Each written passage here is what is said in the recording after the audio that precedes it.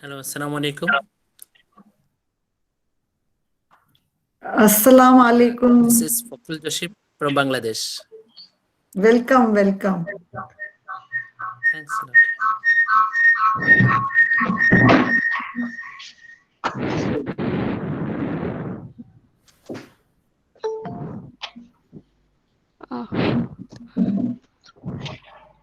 Good morning, all. Sir, shall I start? Yes, please start. Okay, sir. Uh, Hello, everyone, and welcome to today's event. It is my pleasure to welcome all the participants for the event. I welcome all the eminent speakers and guests from all over the country have come here to share their knowledge and vast experience. So the theme of the International Summit is Women Leadership in Science and Technology. We are proud to announce that this event is jointly organized with IETE Bhopal Center, IEI India, and IEEE MP subsection Bhopal under the guidance of Dr. P.K. Singhal sir, Chairman IET Bhopal Center. In this summit, 9 experts from Lahore, New Delhi, Bangladesh, Indonesia, Philippines, Bangkok, Romania, Greece, and Thailand will deliver the talk on women leadership. Now, today, our chief guests are Dr. Ashwini Kunde from New Delhi and Dr. Manjari Pandit ma'am from MITS Gwalior, India will share their views about this event. A recorded version of this event will be available on IET website also. So we did love to hear from you. Thanking you. I hope today event will be fruitful and interactive to everyone. Now I would like to introduce our chief guest Dr. Ashwini Kunde ma'am. Madam is working as professor and head of the department in Thermal Saini Engineering College, Bandra, Mumbai for past 20 years. Madam has 30 years teaching experience and has worked on various committee of University Mumbai, Pune and BAMU. Madam published several research papers in various reputed journals, also delivered invited talk in various countries like Malaysia, China, Dubai, etc. Madam also has been on the panel of various selection committees like Maharashtra Public Service Commission, ICRE, etc. since 2002. So I request Dr. Ashwini ma'am, please share your views about today's theme, Women Leadership in Science and Technology. Ma'am, please. Yeah, thank you. Thank you, Pooja, for introducing me. Thank you, ma'am. Oh, I hope I am properly audible to everyone. Yes, ma'am, you are. Yeah, thank you so much. So, chief guest, along with me, for today's function, Dr. Manjari Pandit, Dean Academics of MIT Gwalior, then Governing Council members of IET who are present today, the Chairman of Bhopal Center, Dr. Pramod Singhal, representatives of IEI and IEEE subsection, distinguished speakers from all across the globe, especially from Pakistan, Bangladesh, New Delhi, Indonesia, Philippines, Thailand, Romania, Greece, and my dear participants. Very good morning to all of you present here. I'm extremely delighted to be with you at this inaugural session of International Summit on the theme of Women Leadership in Science and Technological Development. I understand that it is organized jointly by IET, Bhopal and Gwalior centers, IEEE Madhya Pradesh subsection, IEI, and Madhav Institute of Technology, Gwalior. I congratulate all the organizers for choosing very apt theme of women leadership in science and technology. Today I'm here for coordinator. Can you please switch off can you mute all the participants? There's a lot of noise which is interrupting. Oh, thank you so much. So today I'm here in the capacity of Governing Council member of IET. This institution of electronics and telecommunication engineers is a national apex professional body of electronics and telecom computers and IT professionals. So first few minutes of my talk, I will try to give the highlights of this organization, and then I'll come to the theme of today's summit. So this body serves more than 1 lakh members from corporate, academic institutions, research organizations, through its 64 centers spread all over India. So IET focuses on advancements of science and technology in electronics, computers, and information technology related areas. It also plays an important role in the Skill India initiative of Indian government. It has become a training partner to a number of skill sector councils like telecom sector, electronic manufacturing sector, fiber optic laying special cell, the non-conventional energy sources. So IET has around 28 centers located close to military establishments, providing training to junior commanding officers of armed forces. And I'm very happy to share this, that we are contributing as technology providers to our armed forces also. So IET promotes the policies that enable convergence of technology with sharp focus on rural and remote penetration. It also provides consultancies to industries by taking up projects or studies on behalf of government. It recognizes excellence and talent in this area of computers, IT and electronics, telecommunications by giving 23 awards for outstanding achievements of professionals every year. In fact, it provides merit cum means scholarships to students as well. So it has been disseminating quality information on the latest technological developments through its journals. And it publishes 2 journals, Journal of Research and a Technical Review, which is widely acclaimed all across the globe. Having said all this about the IET activities, nonetheless, it is way ahead in recognizing women leaders in science and technology. So I'm very happy to share this, that during the year 2013 and 14, IET recognized contributions made by 5 women executives in the technology firms and published their detailed profiles in their newsletter, which reaches to around 50,000 members across the India. You know what happened in the very next year? In the very next year, the Ministry of Human Resource Development took notice of these profiles and these superly acclaimed women leaders. And then Honorable Minister, Ms. Srimati Smriti Irani ji, appointed them as chairpersons of the Board of Governors of 5 National Institutes of Technology. And this she did essentially to break the glass ceiling in engineering. I'm happy to name few of them.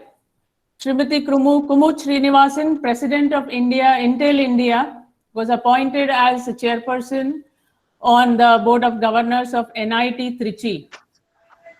Srimati Jaya Panwalkar, she was then head of NVIDIA of Pune Design Center. She was appointed as chairperson of NIT Surat.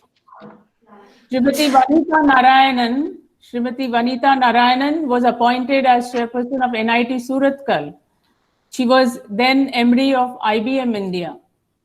So point to note here is, if organizations provide open platforms and follow all inclusive policies, the talent never goes unnoticed. And that is what the IET platform has shown. So in addition to this, I would like to bring your attention to this fact that this is very interesting to note that as per the NASSCOM survey of 2018, the share of women in India's technological industry is 35%, which is a huge share, I will say. But we don't find women in leadership roles proportional to this base. Now, what exactly must be happening? Where all these women which have joined the technology sector with great enthusiasm could not reach to the top? This is the point to ponder, and I'm sure in today's deliberations, this will definitely find some solution, some answer to this. My personal feeling is women have great managerial and leadership skills inherently. They manage their families, homes, jobs, workplaces, workplace relations very seamlessly and simultaneously. But in the midst of this journey, somewhere in between, they stop voicing their feelings, maybe at home, at workplace, or among their peers, etc.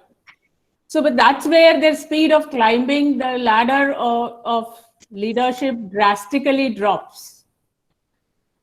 So here I want to share an incident quoted by the Sheryl Sandberg.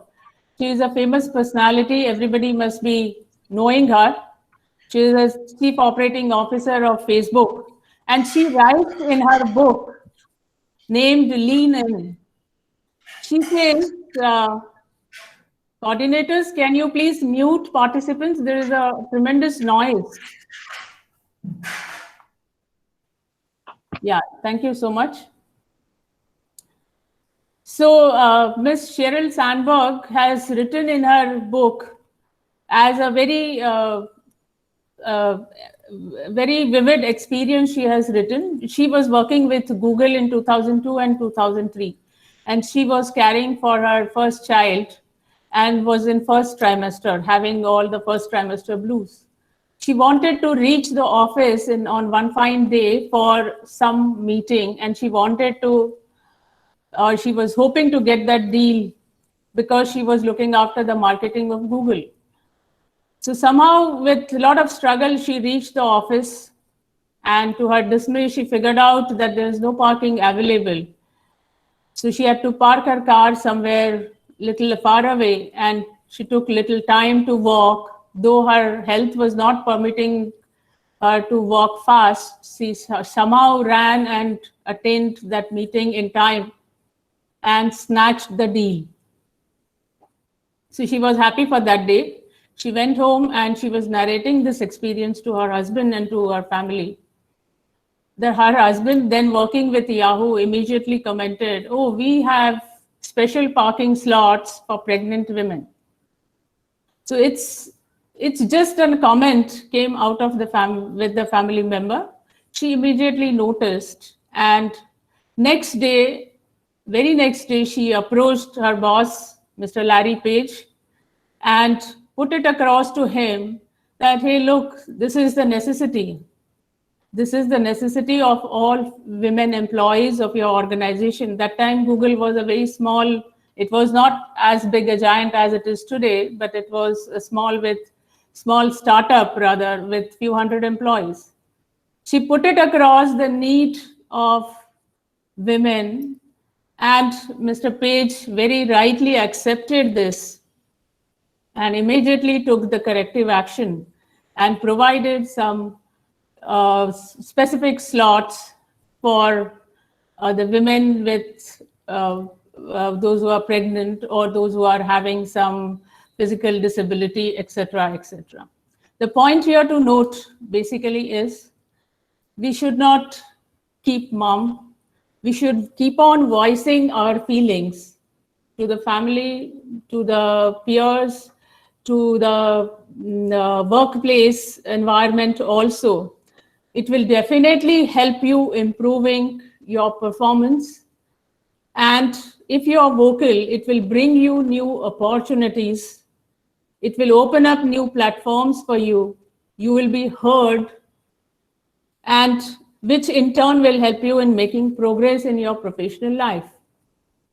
A very simple incident teaches us that we need to keep on voicing. And probably this is where I have observed that the women, when they join with so much enthusiasm in this technological domain, they are not able to sustain that enthusiasm and drops down in between progressing and does not progress up to the mark.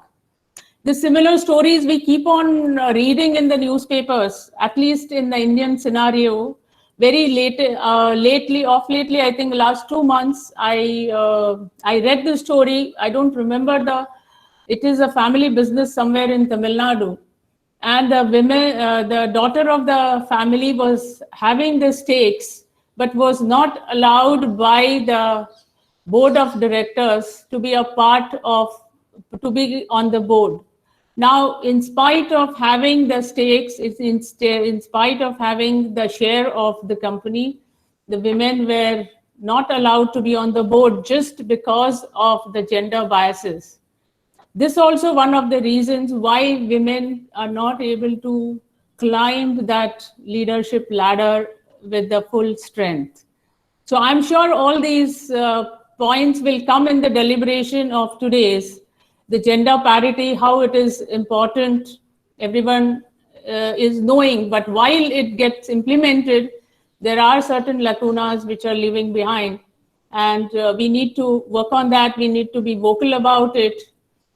We look at the Western world saying that it's a most progressive world compared to the Asian counterparts, but it's not so. You see, in United States of America also there was a need to have a Me Too movement, and there is still deprivation of women on the gender.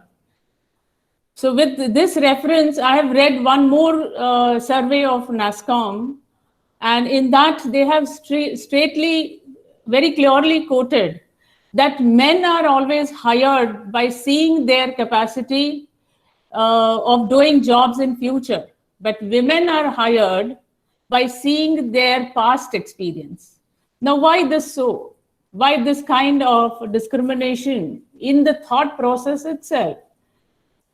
It's fine to see the past experience just to understand what are the capabilities, but invariably it is observed. This is NASSCOM survey. It's not from my mind. And for India, at least, the NASSCOM represents a huge technology sector. It's a non-profit organization, so the surveys of NASSCOM are always considered to be the truth. So these are the points to ponder when we talk about the growth of women in leadership roles in the technology sector. So I don't want to actually encroach on the others' time to go on, because it's a topic very close to my heart. I will definitely be able to say many more things.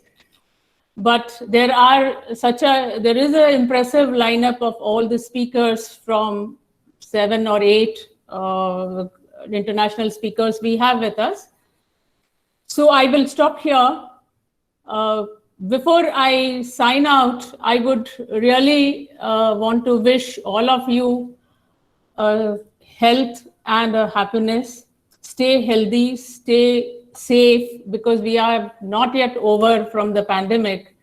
So I'm sure everybody will take care of it, and I will sign off. Thank you so much for hearing me.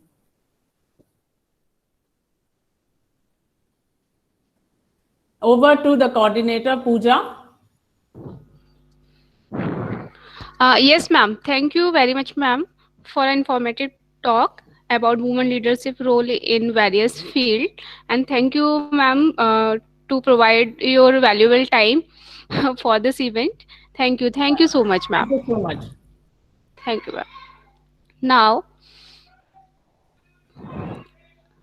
Uh, Now I would like to invite Dr. Manjari Pandit Madam, Dean Academic, Professor, Madhav Institute of Technology and Science, Gwalior, India.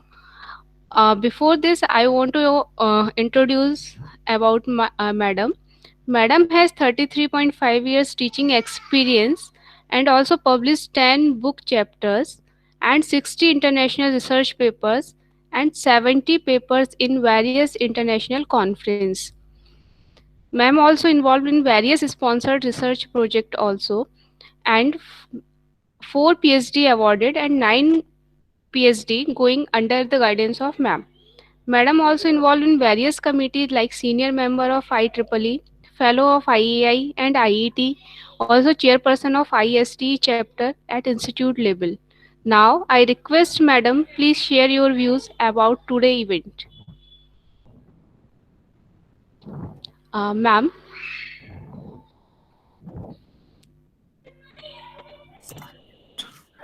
Thank you, Pooja. Thank you Thank you, for ma'am. inviting me. Good morning, everybody.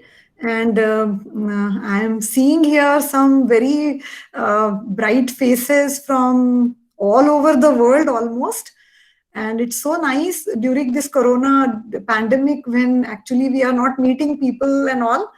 So the plus side is that we are able to interact through the electronic medium with so many people from different countries. Otherwise there would have been so many limitations, and we may not have been able to, all of us may not have assembled at one place due to so many constraints, financial and other. So first of all, Madam Ashwini Kunte has very aptly put the theme of the summit very nicely. She has almost, in a very short time, she has actually touched upon almost everything. Very little is left for me to say.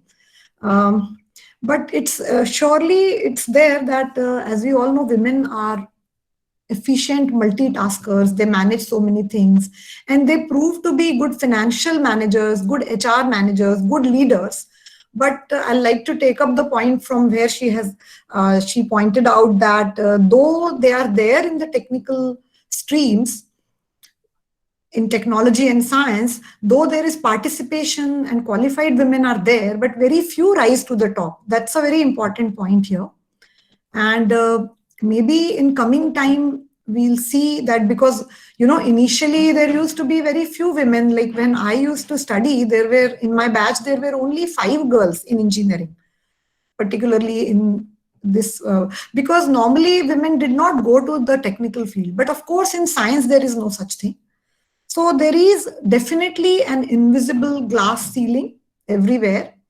And particularly about the corporate world, I have myself seen, because my daughters are also working and some of my students also give me a feedback. So even in big multinational companies, there is a, you can say, undercurrent always going on against women leaders, or whether how well they are able to work or not. They're always people always look at them with some kind of skepticism. And they think that when they hire them also, that time also they start feeling that in a few days, maybe they'll start their families, and maybe they cannot work late.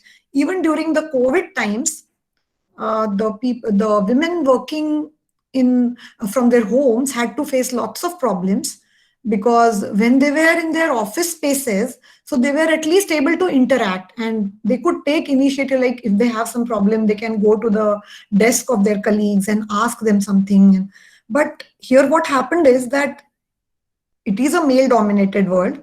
And during that period, women were quite, they felt that they could not do so well during that period, particularly because they were taken a little lightly. Like they were not involved in major decision making, or like meetings used to be held at any time, 10 o'clock, 12 o'clock, or people used to work till 2 p.m. in the night, and they used to feel like awkward in calling a woman or inviting her to and so many decisions used to be taken as per their suitability. And in the next morning when they used to go, or when they used to join, so they used to feel that something has happened behind my back. So definitely, but I'm very happy here, though it's not a technical issue, but we have assembled here on a day when the United States is going to celebrate its first woman vice president. And in a country like United States also, there has not been in India and in Bangladesh and even in Pakistan and other countries, we have had women leaders. But even the country like United States is first time having a woman. And as Madam Kunte has very rightly said, that women, we don't want any kind of reservation, but their involvement in leadership roles or decision making is very, very important, because so many women issues also come forward. When you that was a small thing, that getting availability of parking spot for pregnant women, but it did not occur to anybody, you see. So the women issues they will come forward only when more women are active. There are places where they even have the jhula ghars, or the crutches for the children, like women can take. Such friendly organizations are also there, where women can go to work and take their children also, and the children will also be there very near to them. But less initiatives in those directions have been taken so far. So about this gender bias and all, the attitudes will change slowly, but definitely we need more such platforms where we voice our concerns, where we share our ideas, and where we bring awareness to this problem. And definitely women never want to get more. I don't think that the cause will be completely defeated if the women start playing like, the victims, or they start saying that we want some special benefits or something. So always they have to work, but it is definitely there that women have to work at least doubly harder to reach to the same level or get the same kind of appreciation, or to reach a particular place, or they have to work, surely they have to work doubly hard so that they are taken seriously by their colleagues. But of course, we cannot generalize things, and we are in the field of education, at least there is no such thing. I'll not like to, there are eminent speakers. I have no research data in this. My field is completely different. And I was just taken up. So I don't have any research data or any information to share with you as such. So I'll not like to come between you and the eminent panelists today, eminent speakers who have this. I can see Dr. Mutmaina here, and we had a very good interaction last time, ma'am. It was very nice. So I once again congratulate Dr. P.K. Singhal, the IET, the IEEE, and all the eminent speakers and participants who are here for this particular course. Dr. Singhal and his team is doing a wonderful job. They have taken full advantage of this particular pandemic situation, and so many good activities and involving people from all over the globe are taking place. So it's really a very nice thing, actually. So just keep it up and all the best. Thank you, madam. Over to you, Pooja. Over to you. Thank you, ma'am. And thank you, ma'am, for sharing your views with us and spend your valuable time here. I know you are very busy today. Thank you, ma'am. And now we are coming to our speakers. Now our first speakers is Madam Ikra Akram. Madam Ikra Akram from Lahore College of Women University, Lahore, Pakistan. Madam is doing PhD from Lahore College for Women University, Lahore, and published various research papers on effect of leadership. Madam, we welcome you. Ma'am, are you there? Ma'am Ikra Akram, ma'am. Yes, she was there very much. Just now Yes, she has disconnected, I think. Oh, yes, now she is available. Hello, ma'am. Can you order? Hello.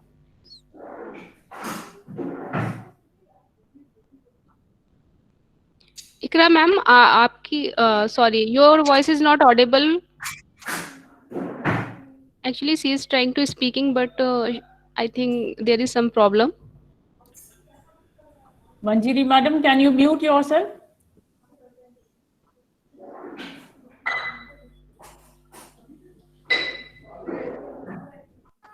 Because there's a lot of noise coming from that icon. Pooja, can you mute participants? Um,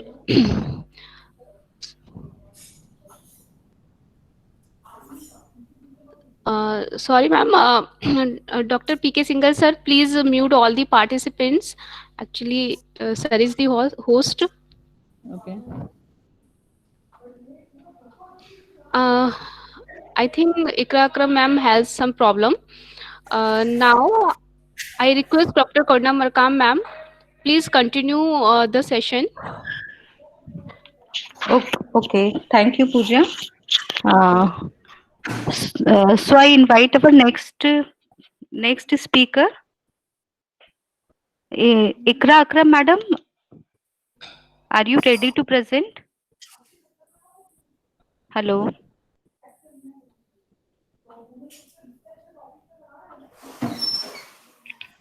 I think some technical issue is there. Yes, ma'am. So It's better you should move to the next speaker. Yeah. So I invite our next speaker. Okay. We will continue, madam's after this lecture, है ना? Now I invite Dr. Rashmi Bhardwaj, madam. Is she available? Rashmi Bhardwaj, madam. Yes, she is available, ma'am. Okay. Now I introduce Madam Rashmi Bhardwaj. Dr. Mrs. Rashmi Bhardwaj. She is a professor of mathematics, Guru Gobind Singh Indraprasth University. She is having more than 25 years of teaching experience and 29 years of research experience. She supervised 12 candidates for PhD degree and 4 are presently working for PhD degree. She established Nonlinear Dynamics Research Lab and Mathematics Lab in Guru Gobind Singh Indraprasth University. She is the recipient of many awards and fellowships. She is Vice Global Chief Editor, Anglo Mayor, June 2020 onwards. She published more than 160 research papers in reputed journals of international and national, as well as conferences. She is a publisher of 3 books and having 2 patents.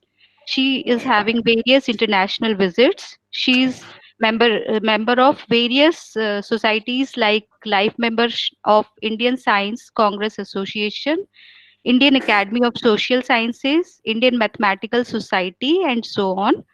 Now I invite Mrs. Rashmi Bhardwaj, Dr. Rashmi Bhardwaj, madam. Madam, please.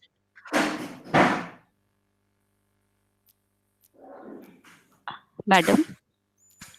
Rashmi, madam. Hello.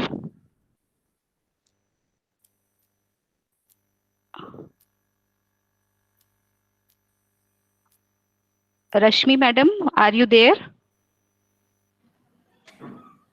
Madam, your voice is not audible.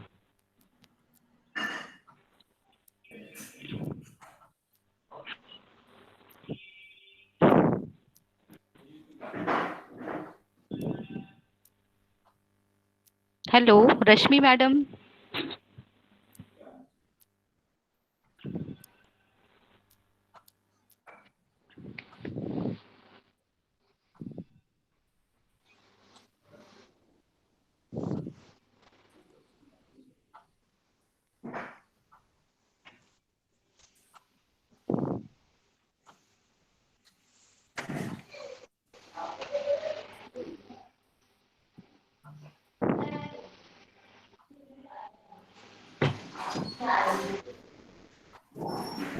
Rashmi, madam.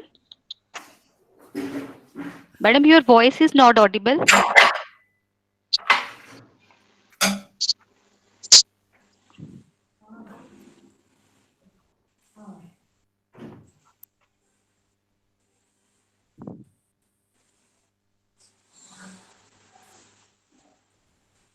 I think again a technical issue.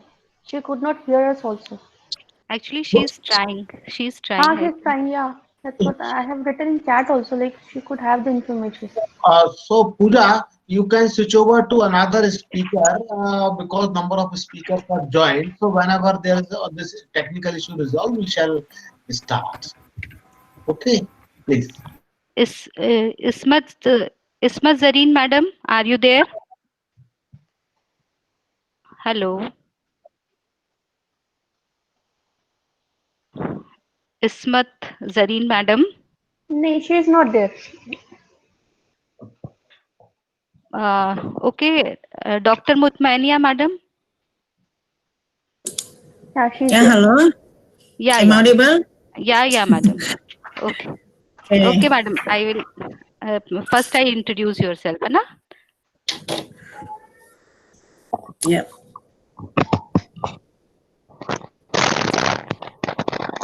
Okay.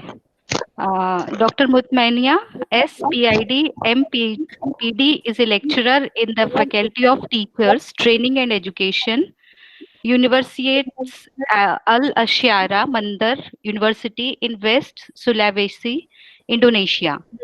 She is also a director of the Center for Women Studies of Universitas Al Asyara Mandar. She received her PhD Language Education Concentration in English Language in 2019 and MPD Master Pedi Decan from State University of Makassar, South Sulawesi, Indonesia in 2005. She received her bachelor's degree in Faculty of Teachers Training and Education from Universitas Islam, Makassar, South Sulawesi, Indonesia in 2002. She has published more than 16 research articles in leading journals, conference proceedings, including in Scopus. Her research interest is in English language teaching and the application of technology in education.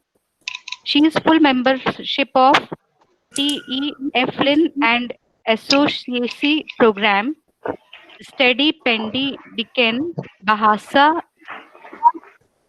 International Society of Teacher Administrators and Researchers, Philippines and Charles Society for Innovation and AMP. She is a member of various societies. She was a head of Educational Language Indonesia Department of Asyara Mandar. Now she is public relation at Universitas Al Asyara Mandar. Madam, please. Now I invite Madam. Madam, please. Okay, thank you very much to moderator, Madam Pooja. Am I audible right now?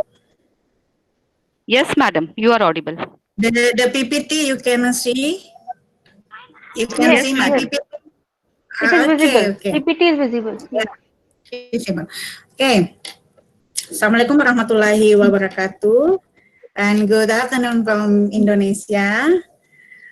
First of all, I want to say thank you very much to the IEE Madhya Pradesh, IETI Bhopal and Gwalior and Institution of Engineers India and all of the committed to invite me and having me today. I'm very delighted and happy to be here with the international conference with under the topic about women leadership in science and technological development.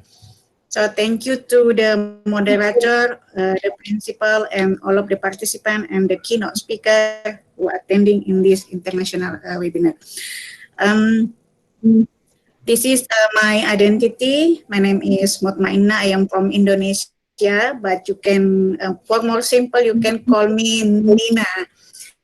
I am lecturer of the in Faculty Teacher Training and Education Al Asyariah Mandar University, and this is my identity, my organization identity number. You can feel free to cite my article in this my Google Scholar, my ResearchGate, and for all. You can find me anytime and anywhere there. Well, My topic today about the growth of women empowerment in the virtual era. So,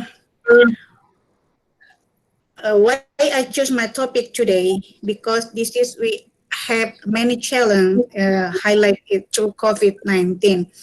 When actually I divided into 5 here, the issue during the COVID-19, our productivity, our education transformation, the use of the social media in the economy and in the digital era.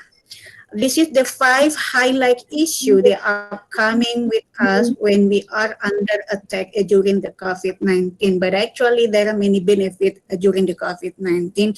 The blessing of COVID, we can be meet here together, sharing and caring in this webinar. Well, in the productivity, as you know that we are must be adapt with the namely ICT, information, communication, and technology culture, and we need to be redesign our curriculum.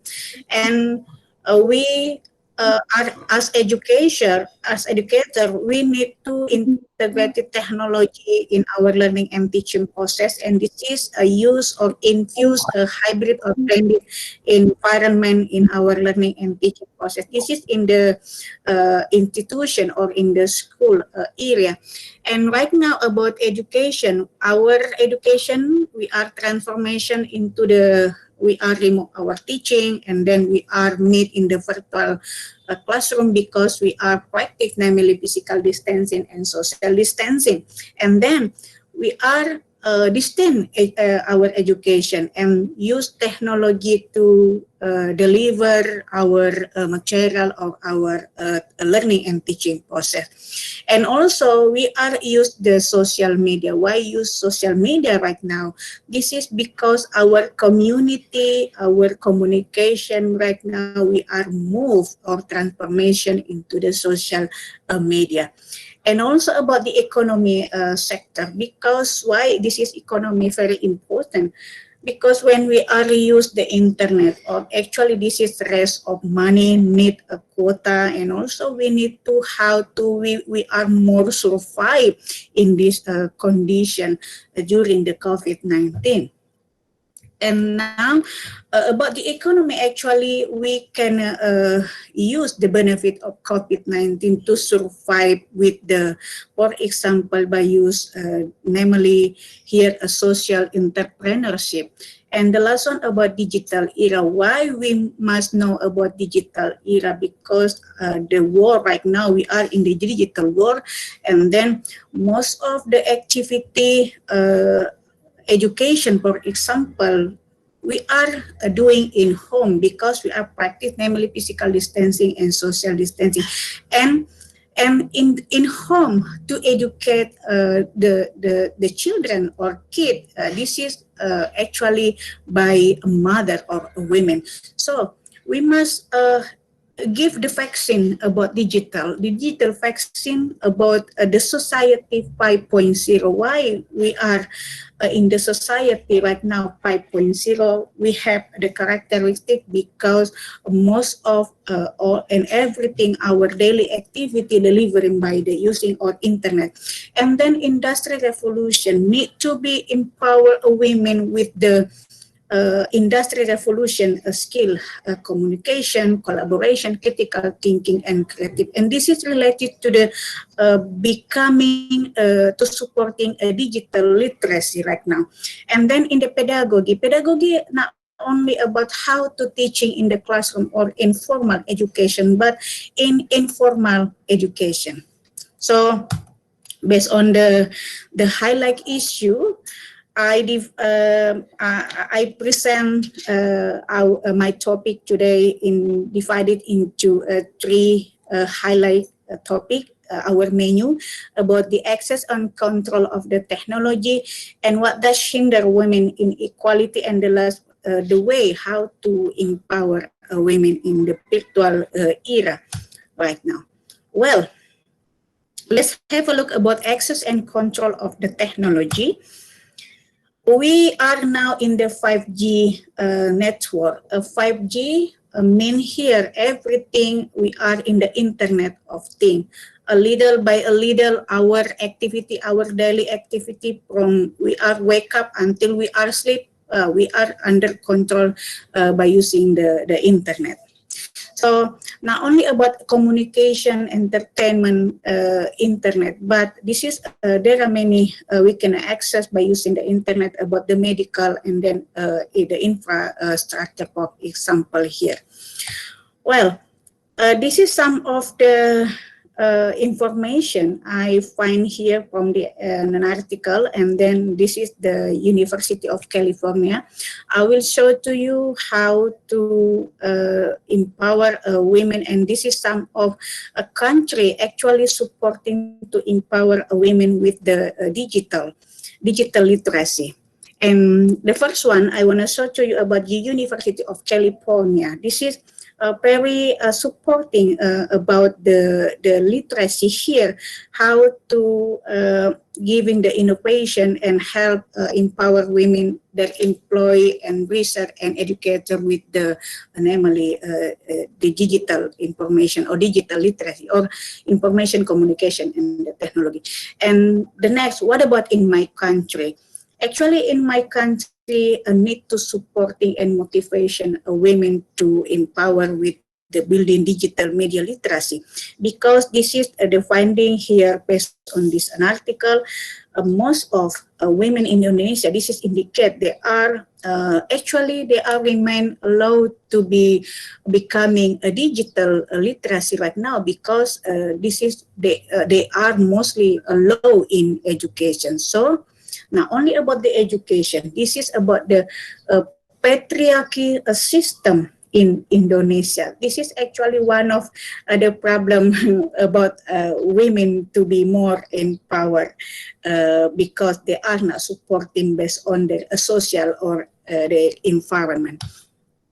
And well, actually, we must know about what about information and communication and technology. This is as a tool, actually as a tool, not only how to, maybe we can see most of our friend, for example, or our student, they are only use information communication technology or a social media just only for show up their daily activity. But actually, information communication technology and social media can be used as a resources to get the information and then to develop digital based knowledge. And well, as a women, actually we have many have a problem. Actually, the problem here because we are faced between ourselves, because we are a household and our career in our namely when we are working in the some of the university. For example, me as a lecturer, actually as a mom, for example, and then we as a household in the home. And this is need to be a need strategy to providing the best education to be namely how to educate children in home. And use technology for resources for our students, for our children.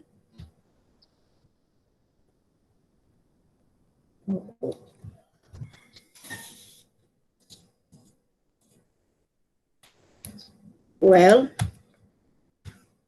and the next one about,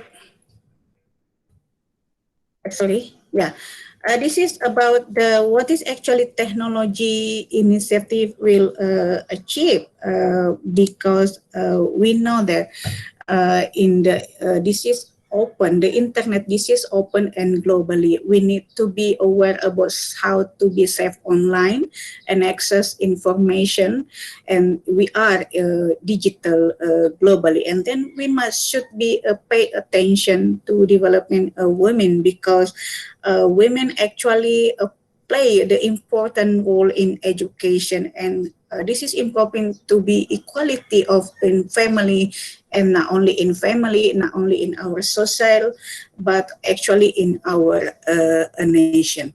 And this is need to how to be more creative to use the technology and becoming digital literacy to supporting all of them. We need to be empower women in so many aspects, not only in education. Well, why we need to be making the internet safe for women? Because this is based on the data. The United Nations estimate that 95% of harassment, abuse, language, and derogatory imagery in online, this is aimed to women. And then we need to building capacity and driving a women movement, because this is, you know, that technology as a tool, this is can exchange information rapidly and use social media to empower women and encourage women with the entrepreneur. Yeah, I mean that here the social entrepreneur to supporting or increase economy sector for women for their family. And the last one, how to empower women in the virtual era. We need to be training girl with the computer and information and technology, skill building, and digital literacy. And the next, what about what does hinder women in equality? Actually, we are need to be equality with the men, but now only about how to be becoming equality with the men, but we are not opposite, but we need to be more collaborate and work together in some aspect. And we can see here, based on the survey from Malaysia, most of them, they are actually women and men in Malaysia are already equality. And the next one, about what about Malaysian feel that being confident is an important factor to helping women in success. And actually, what does the hinder women to be equality or empower? Yeah. Maybe because this is from this women itself, and then supporting from the environment, and then about the patriarchy system. Well, this is some of the survey. The findings here, you can see here the most important factor actually that stopping women from achieving, namely equality. Yeah, because this is most of employers not doing enough to close a gender pay gap. And not only this is not only happening in Malaysia, this is happening in Britain, United States. And also employers not doing enough to help women combine between work and caring responsibility. And the last one, about employers not promoting enough women into senior position. Yeah, that's why this is one of the factor make women not achieve, namely equality, women with men in many aspects. Well, this is the next survey from Hillary Clinton last year. She used the respondent 20,000 people across 28 countries. The survey about what help or hinder women equality. And this is the highlight finding. I just only showed to you the three highlight finding. The first one, this is about the question, which 2 or 3 of the following do you think about the most important to stopping women from achieving equality with the men? And most of them from Britain and Australia and United States, they are answering about the point. This is the big point about most of them, the employer like to support in balancing work and care responsibility with the women. Employer not doing enough. This is same with Malaysia. And this is all of the the question, and most of them employ not doing enough to help women combine work and caring responsibility, and employ not promoting enough women to senior position, and many more. And actually about the position in political power, and then maybe for the leadership, we are women not supporting from our empowerment, our environment, our social, and based on the men itself. Well, this is from the survey. And then the next one, a question here about the biggest gap between progress and importance and having female leader. Actually, this is from the public eyes, need more to be progress to be to get namely in education. This is for example, one of the answer here, women being represented in government and politics. Yeah, this is on progress, and women having equal access to education. That's why we need to be empower women not only in education, in the technology, but in business or economy or social entrepreneurship.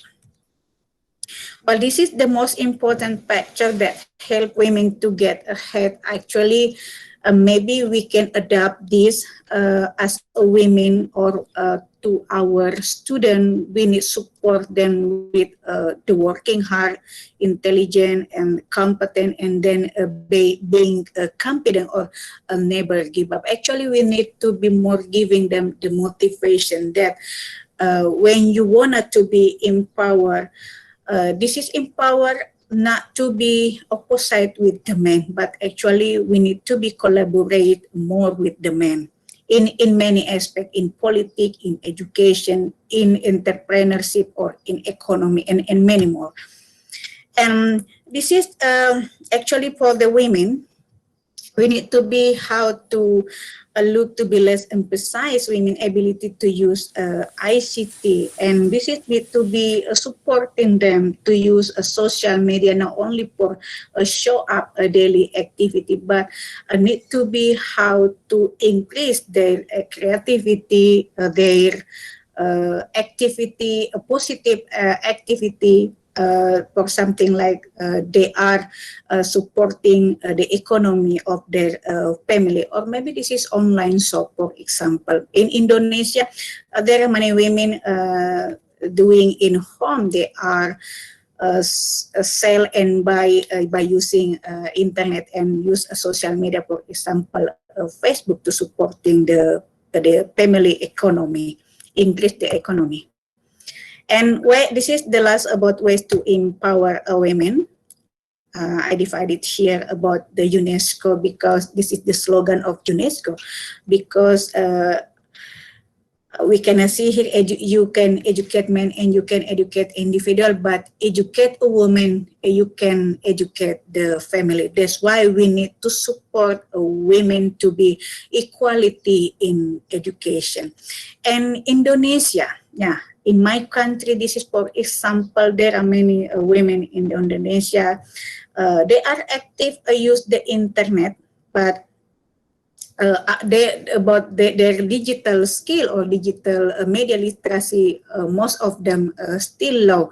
Yeah, just only use the, for example, Facebook just for show, namely they just their daily activity, or just for selfie, for something like that. And then because digital literacy, this is low because not supporting with the good education. So Indonesian women right now, we need to be media literacy, motivation, and the mentoring to support their skill by using ICT. Well, this is about the ways to empower women. Actually, in the virtual era, I divided into three here. Need to empower in education, social entrepreneurship, and digital literacy. And this is for education. Yeah, this is a need to be how to increase income, and in the social entrepreneurship, have skill to get their financial gain, and then motivate by a social gain, and more to be giving them with the skill, innovation, and creative skill. And the last one about digital literacy, yeah, use information communication technology, and then use the social media for the for supporting their capability or their skill. Well, the next about we see here come back again about the COVID-19 and the learning autonomy, and actually during the COVID-19 we are used and familiar by using or integrated information and technology, not only in our teaching and learning process, but mostly for our another activity. For example, social entrepreneurship, and then to be more creative, innovative, innovation, giving the innovation. And this should utilize ICT in our daily activity. And by using this, actually we are losing our face-to-face interaction a little bit. This is a need to be empower a women principle. Actually, we need to be empowered for many aspects, and this is we need to be because women, we are the symbol of creation and value. Well, why a woman or mother becoming a millennial mother right now? Because most of the millennial right now, the student, for example, or their children, they are in the millennial, and mostly they are namely using device a smartphone, and then use the social media for their interaction. They are in the virtual interaction and need to be empowered women with 21st century digital skill. For example, skill for collaboration, communication, connection, and create. And also about the literacy of media and information, influenced by using the media, and then about the digital competence must be more understanding about cultural and social understanding right now. And this is the impact of gender and how use access social site. This is we must know right now about mostly the social media. This is handled by women. You can see here the survey, mobile phone, e-reader, iPad, computer, internet gaming, and mostly this is by women. And this is some of the platform to use to support in 21st century skill. And well, to becoming a digital to becoming a digital mother, actually, for example, or digital women, we need to be used the social media to find and evaluate authentic web-based content. For example, we are educator, we need to use software to support critical thinking and use social media for professional development and basic information communication technology skill for our student. And well, this is about the key potential advantage of women use learning and gaining of digital media in Indonesia. Just use this is the key point about use a social media for a micro business opportunity and easy access to public information and service. And the last one about empowered by digital literacy. Sorry. And this is why we need to support them to be empowered in a digital literacy, because we are in the digital era and we need to be the women right now have technology skill or ICT skill. And not only about that, the gap between urban and rural, for example, in Indonesia, the problem, the challenge right now about the poor of internet access, then what we should do when we are faced this challenge about the poor internet access. And besides that, we must motivate and then we must empower women with the ICT. That's why we need to share together and then giving them training. And the last, before I close my speak today, I really agree with some of the wonderful women here. The first one, this is from this is from Indira Gandhi about to be liberated. Women must feel free to be herself, not in rival. And mean here, to what actually hinder women to be empowered? Yeah, this is because this woman is self. That's why we need to support them and motivate them to be more empowered in education, social entrepreneurship, and also in digital literacy. So thank you. This is all I have today. Thank you for having me today. Thank you to the moderator. Assalamualaikum warahmatullahi wabarakatuh. Thank you, madam. Thank you. Now, I think Rashmi Bhardwaj madam is connected right now. Madam? Hello. Ha, Is yes, it audible now? Yeah. Now it's audible. Okay. Yes, ma'am. Please. Yeah. First of all, I would like to thank the complete team and especially to Professor Singhal and Dr. Pooja Sahu and for giving me this opportunity. Actually, my talk is I am giving you some views about that whatever we know or we have seen in terms of the women.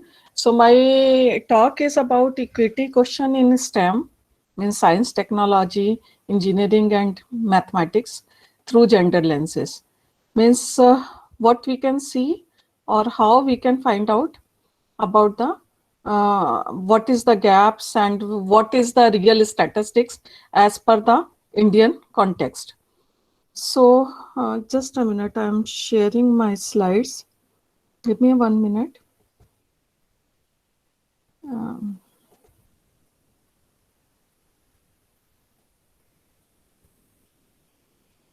Hello, is it visible? No, madam. Just a minute.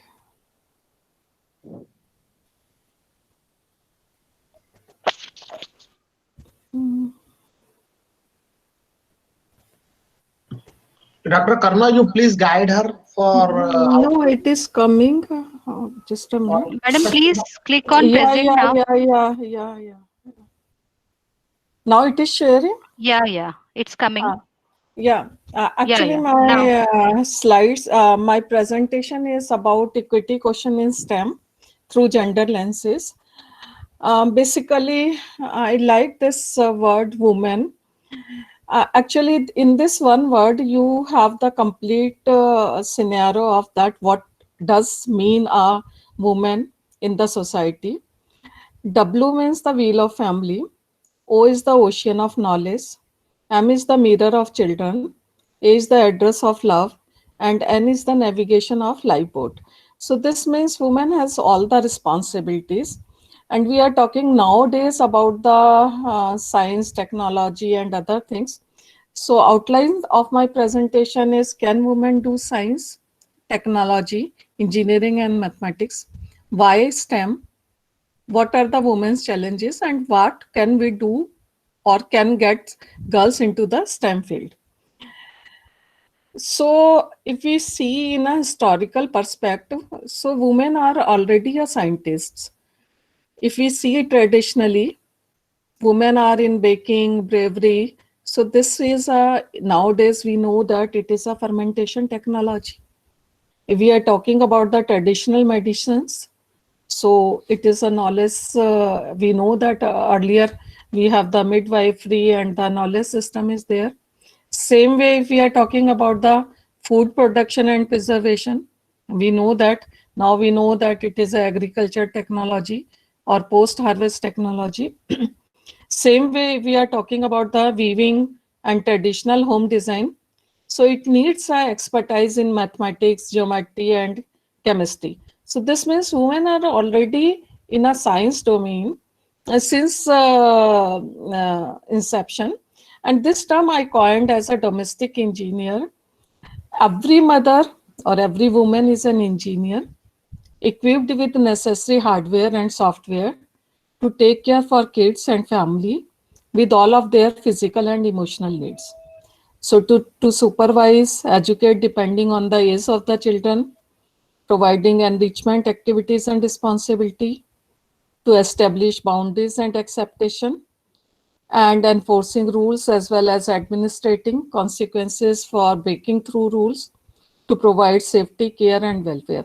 This means if we say any woman, all women are domestic engineers, whether they are working at home or they are working outside of the field.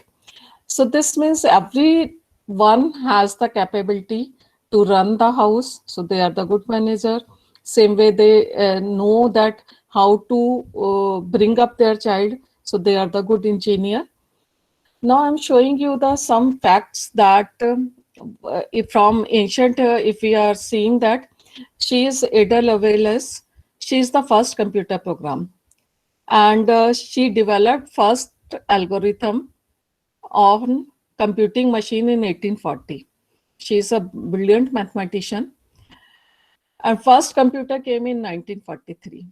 And the first program she wrote in the 1843. So see that 100 years earlier, she knows that language and she wrote the program. Same way, Grace Hopper, she was a computer scientist and US Navy Admiral. She gave firstly the debugging concept in the computer problem. So these are the persons who already has contributed, but still we are not able to recognize more of the women in the science and technology. Same way, Anandibai Joshi, she was the first MD in 1886, and she did her degree from the Women's Medical College of Pennsylvania. Same way, Janki Ammal is the first woman botanist, and she returned to India in 1951, and she headed or becomes the Director General of the Botanical Survey of India. So these are the some exceptional examples which already exist in the past history. But if we come to the reality, this is really shocking. If you see that Nobel Prize International Award, since 1901 to 2020, total 962 was given, out of which only 58 are female. This is 6.04%. Hello. Hello. Hello. And only 23%, means only 23 women in the field of science got this award. So see that 1901 to 1920, only 4 women got the award. Then 1921 to 1945. But in the last 20 years, the participation increases of the women, and 28 women got this Nobel Prize. But still, if you see the comparison, that only 6% women at the international level got only the award as a Nobel Prize. Same way, this is the Abel Prize in the field of the mathematics, and only 1 woman got this award. In the last year, Karen Enbeck is the first woman to win Abel Prize for mathematics in 2019. And still, miss, out of 18 awards, only 1 woman got this award. This is the Bhatnagar Awards in the Indian context. And total till 2020, 560, means I'm adding the 20 also. So total 560 men got the award, means total are 560 awards, out of which 18 women got and 542 are the men got this award. So see the how much we are far away from the man dominance. So in total, if you see all over the world, women perform 66% of the world work. produced approximately 50% of the food, yet they earn only 10% of the income and own only 1% of the property. So this is the real statistics that where we are existing in nowadays. If we are talking about the Indian scenario, so in Indian scenario, there is a change, means literacy rate increases. If we see that our census record, so pre-independence, if we see that there will be a 65% literacy rate, which increases to 80.9% in case of the males. But in case of the female, it will be around 72.98 or 73%. So you see that trend in literacy rate. So almost we are, I cannot say that we are together, but women rate is around 70% and the male rate is higher. But if we see the statistics, we find out that at the initial level, girls' participation is more as compared to the men. Then at what level they will leave? What is the reasons why they left the course? So you see that these are the statistics. And 2016, the male are in the primary classes 97.9 as compared to the women are or female candidate are 100.7%. So if you see in the higher secondary level, also almost same 68.7 and 67.6%.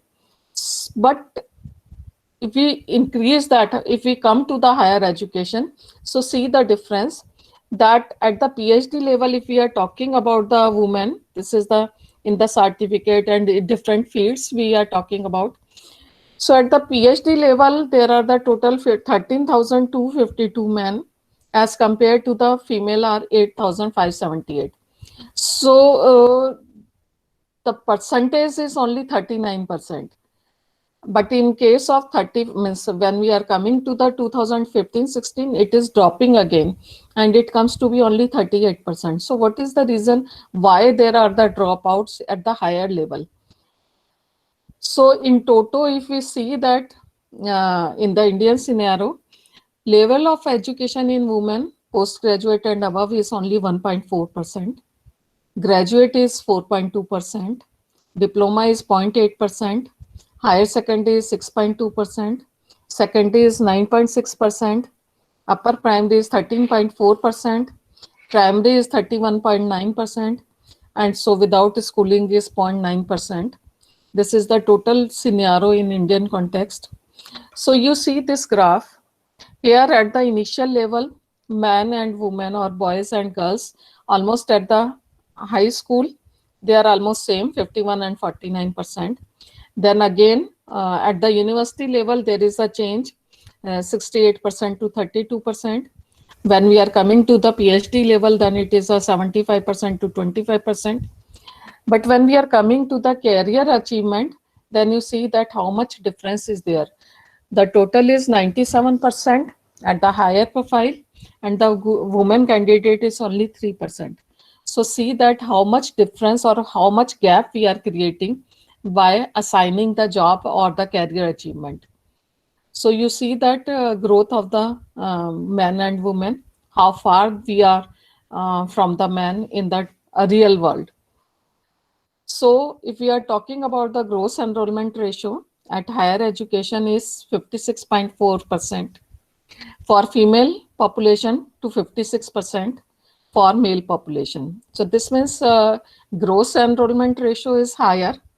But in India, about 81% of the female workers are engaged in primary sector, about 12% in secondary sector, 7% in secondary sectors. So only 62% of female workforce in rural area and 44% in urban area were self-employed. So if we see the 2011-12 ratio, then 24.8% female to 54.3% male in rural as compared to 14.7% female to 54.6% male in urban area.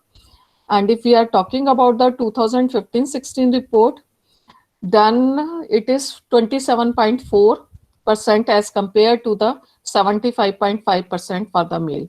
So what is the reasons and why these are so? So you see the typical career graph. At the initial level, means when we are talking about the graduate or postgraduate, they are almost same.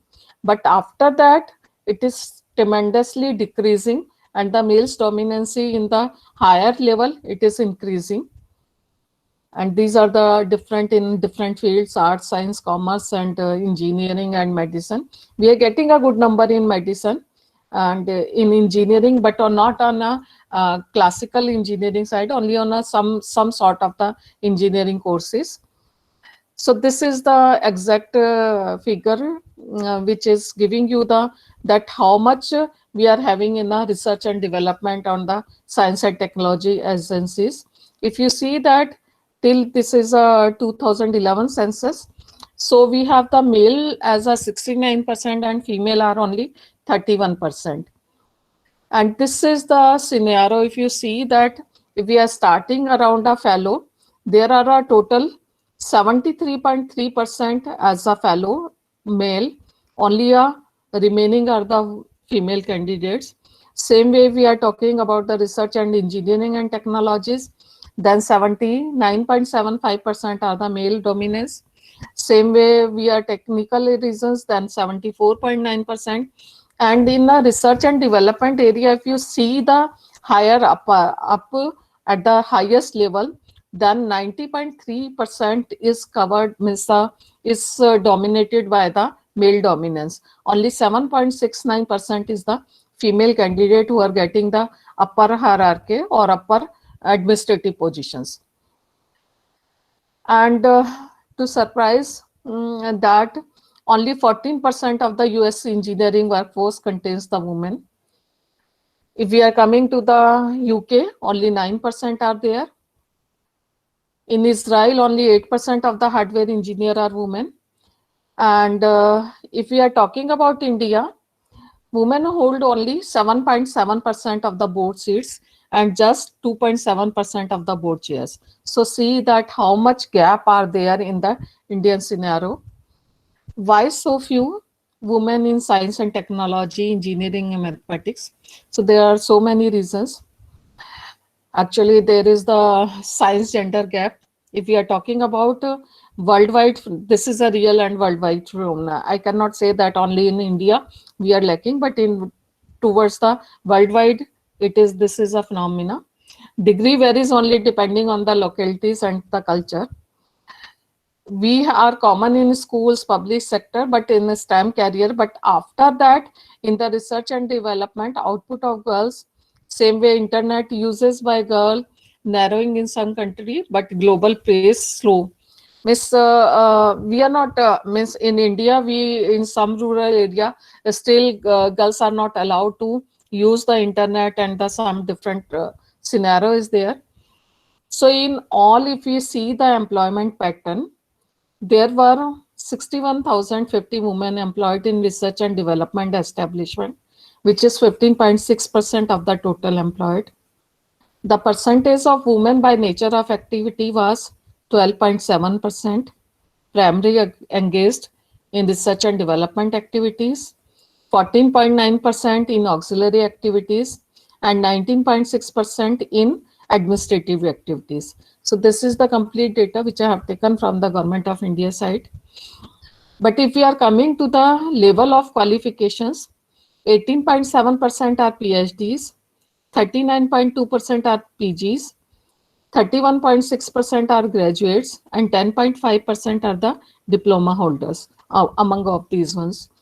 By field of science, it was noted that 29.9% were from natural sciences, 39% were from engineering side, 49.8% from the medicine side, and 10.3% from the agriculture science, of course with the background in the social sciences. So out of every 100 women employed in central sector, 29.2% were engaged directly in research and development activities, 28.1% were performing auxiliary activities, and 42.6% were providing only administrative support. So percentage of women working for administrative activities is quite high as comparative to the working for research and development and the auxiliary activities. If we are taking about the India's gender development index, I'm working in this field also. So GDI of India is 0.841. And if we see the human development index for female, it comes out to be 0.575. As compared to male, it is 0.683. Mean year of schooling for female is 4.8 as compared to male, which is 8.2. Expected gross income per capita for female is 2,722 as compared for male, which is 9,729. So you see that how much difference is there even in the ratio of the wages. So they are not considered as a equal at the equal footing or the equal platform. So why these are the lags? Basically, there are some factors. Socio-cultural norm is always there because there are some beliefs are there, some aspiration is there, some self-assessment is there, and then stereotype threat is there, which influence individual performance. Sex difference is also one reason. Then there is the gender gaps in the state because there are the interest lacking, participation level, performance. But there are some reasons maybe due to the bias. Maybe these bias are implicit and explicit also. Also, we are living in a patriarchal society, so that is also one reason for this type of the lags. So what hinders girls from the STEM? Actually, legislation or poor monitoring, education system, our curricular, teaching material, teachers and parents, poor support, sexual harassment, violence is other role. Also because girls or women has the multiple roles, so that is also one of the reason. Lack of role models because they don't find out the mentors as a woman, fear to handle equipment, lack of motivation, self-esteem and encouragement, reproductive health challenges, teenage pregnancies are there, poverty, violence, harassment. So these are the reasons these hinders girls from the STEM field. So if we see that the important reasons are that if we want to comprise that socio-cultural perception of women's ability to master science and technology. Then there is the reluctance of talented women to introduce their own values and vision into a working world dominated by men.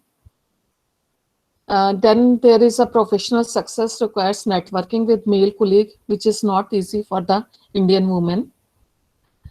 Then opportunities for Indian women to enter technical fields are far less than men, as parents prefer to spend money to male child as compared to the female child. There are only 14% women in a total of 2.8 lakh scientists, engineers, and technologists employed in Research and Development Institute in India, which comes to be only 39,389 women. However, the global average is 28.4%, so we are only half midway of that if we are talking about the global average. Women are in low number in the prestigious positions, editorial boards, and also lesser recipient of awards, as I showed you the data. Even if women are nominated for research prizes, however, unconscious bias and men running prize panels seem to be swaying award outcomes. If we see the data in the university system, total 60% are the assistant professors, associate professor are 40%, and professor are 20%. So women had the exclusive women's universities of India only. Means if we see the vice chancellor level or registrar level, so only the women universities are headed by the women head. But now we have to change this type of the effect. So women accounted for less than 10% as vice chancellor registrar. In senior academic administrator positions, like deans, director, head of the department, there are less than 10% women. And these women are those which are coming only by the rotational system. So that is the percentage of women at all level of decision making is very small. So we have to break the glass ceiling effects. Women are still underrepresented in positions of power, responsibility, and leadership, despite the dramatic increase in their formal employment over the last 5 decades. So we have to be like this glass ceiling. We have to break this glass ceiling, and it should be the ideal if we break the glass ceiling and be considered as an equal human being. I like this quote. Kirsten Legder said that she is the IMF managing director, and she said rightly that we have heard a lot about the Internet of Things, like IoT we are talking about. So if we talk about Internet of Women, so that is a great concept. Instead of IoT, means IoT is there, we should introduce or some concept as a IOW, so that the more and more women participate and put their problems and the challenges ahead. And this is the cartoon I just put for that, and see that how much that even today the mainstream remains very much as a male streams. And this is the scenario, maybe future may be there. This is the boardroom. All the three are the women candidates, and one person is entering. Excuse me, ladies, could you tell me where the selection committee members are? And the woman said that here we are. And right now it is the opposite of that. Only one woman is there just for the sake to be a board member. So maybe future we can see like this thing. And as already said by Ambedkar, that educating a man means educating individual, but educating women is educating the two families. So empowerment of women is true empowerment of nation. So what are the women's empowerment principle? We have to establish, of course, high-level corporate leadership for gender equality, treat all women and men fairly at work, respect and support human rights, and there should not be a discrimination, ensure the health, safety and well-being of all women workers, promote education, training and professional development for women, implement enterprise development, supply chain and marketing practice that empower women, promote equality through community initiative and advocacy, measure and public report on progress to achieve gender equality. And this is the reason, and we should find out leaky pipe where we have left. To set up a database of women and men with an aim to survey what helped those who have had successful science careers and what has hindered those who have dropped out. So what are the reasons, Miss? As I showed you that there are the up to PG level, the women career means women are more. Then at what level, why they have not done a good job in the field of the academics or in the other fields. So we have to create the technologies that empower women empowerment by helping them to be more economically independent, develop the analytics to believe, understand and continually progress of their own, they can understand that what they are doing. So this is a famous quote by Gloria Steinman. In 1934, she said that a gender equal society would be one where the word gender does not exist, where everyone can be themselves. But still, since 1934 and 2020, we are still fighting with the word gender, and we are not getting an equity among that lens. So this is the complete zone. Actually, the women are trying to feel in their comfort zone, so they feel safe and in control. So they are these are the different zones. They are not coming to the fear zone because they find excuses for that. Then the another one is the learning zone. So they try to be in their comfort zone, and the last one is the growth zone. If we break all these ceilings and come to the last zone, then I think that we can live to our dreams. We find the purpose, we set the new goals and conquer to the new objectives what we required for that. So in short, if we see that it is not women who need to change, it is the work environment that must change. Because if we give the good environment to the women candidate, and the of course why they are leaving, because for the children pressure, they have to give them mental support. So like now the Government of India initiative is that in all organizations the crutches are there, in the academia is there, so they need a strength and feel safe that the children are with them. So in short, if we can say that this is just a beginning and we have the capabilities that we can do it. And these are the some initiative taken by the Government of India on this Women's Day in 2020.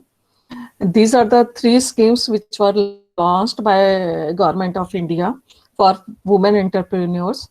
First is to access to 3,000 MSME women entrepreneurs to government of that platform. And this government e-marketplace, there are the 3,000 women entrepreneurs, and there are around government plans to get over 6 crore women on board to sell on the GEM platform. So there are 15 self-help groups, and the different public finance managements are joined with this group. Another scheme is the Sant Kalyani scheme, which is developed the Central Bank of India. And in this scheme, it is to that empower the women through the self-employment, like doctors, engineers, or in manufacturing and serving industry. Then the third one, in this case, in this scheme, women entrepreneur can access loans up to ₹1 crore, sanctioned with the margin rate of 20%. And the interest, the loan tenure will be a maximum of 7 years, including a moratorium period of 6 months to 1 year. Third scheme is the Mudra Yojana scheme for women, and it is divided into the 3 categories. One is the Shishu department. Here the loan amount is about 50,000, and it is mostly for the new business ventures. Then the Kishore, which is from 50 to 5 lakh, and then the Tarun, which is from 10 lakh onward, up to 10 lakh, and that is for the to established but want to expand their operations. So these are the 3 schemes which are launched recently by Government of India, and I think the government is working, but we as a woman also support to the women to be more on the boards, more on the interviews, and more on the selection side. And I would like to share that out of my 12 candidates or the 16 candidates, I will say that there are the, I think 12 are the women and only 4 are the men. So in some way we are contributing to select more of the women candidates so that they come on the higher streams and they can do the needful and sharing and be in the field of their domains.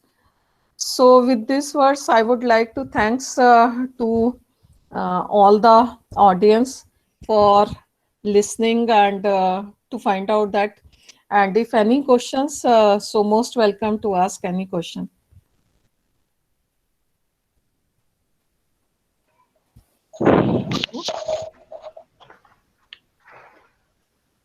Hello. Hello. Any questions from the participants? If the participants, they want to ask something, they can put their questions to the speaker. If no questions, Madam, it seems all is understood. Yeah. Thank you. Thank you very much. Thank you, Rashmi ma'am. Thanks. And now I would like to request our next speaker, Dr. Alexis. Yes, she's there. It's my privilege to introduce you, ma'am. Sure. She is an associate professor at Abra State Institute of Science and Technology. She finished her master's in teaching English, Doctor of Education in University of Northern Philippines, Vegan City. She had her bachelor degree from AB English at University of East Recto, Manila. Her various designations includes she is technical paper advisor of the Technocrat, director of information and publication, dean of the College of Teacher Education, and lots more. She has been awarded as faculty researcher in 2019. Her skills and passion to explore in research paved her way to local, national, regional, and international presentation and wide best presenter in several international research conferences. Her publications are there in various international and refereed and reviewed journals and Scopus indexed international journals. She's also been a reviewer of several international journals and also appointed as a vice president for external affairs for ISTAR. And recently, she was awarded as most outstanding research advocate by Asia Pacific Award Council on July 2020. Congratulations, madam. Now I request you to please start your talk. Okay, so thank you so much for that very wonderful presentation about. All right, may I share with you the sharing? All right, it's a sharing that I would like to call it. Is it visible? Oh, there. Yes, ma'am, it is visible. Am I audible now? Yeah, ma'am. Yes, you're Right. audible, ma'am. Yes. Thank you so much. I would like to take this opportunity for inviting me with this wonderful and momentous event in India, actually by Dr. Singhal. And I was personally invited by a friend, Dr. Matmaina, who is always tagging me along in her international academic endeavor. So yours truly is Dr. Alexis A. Enriquez, and I am an associate professor of one of the campuses of Abra State Institute of Sciences and Technology in the Philippines. All right. So I would like to reiterate on the pronunciation of my country. It's Philippines, okay, with an S. All right. Thank you so much for that. So I choose this topic. She, that means that would represent us women. All right. So strong. All right. She will shine. An empowerment of women amidst the pandemic. Okay, let me start my sharing with you. This will just take a few minutes. Okay. Let me share what I researched about women empowerment by HIVOS. Although this has been already, as I was listening to the previous speaker from Dr. Conte, if I pronounce it very well.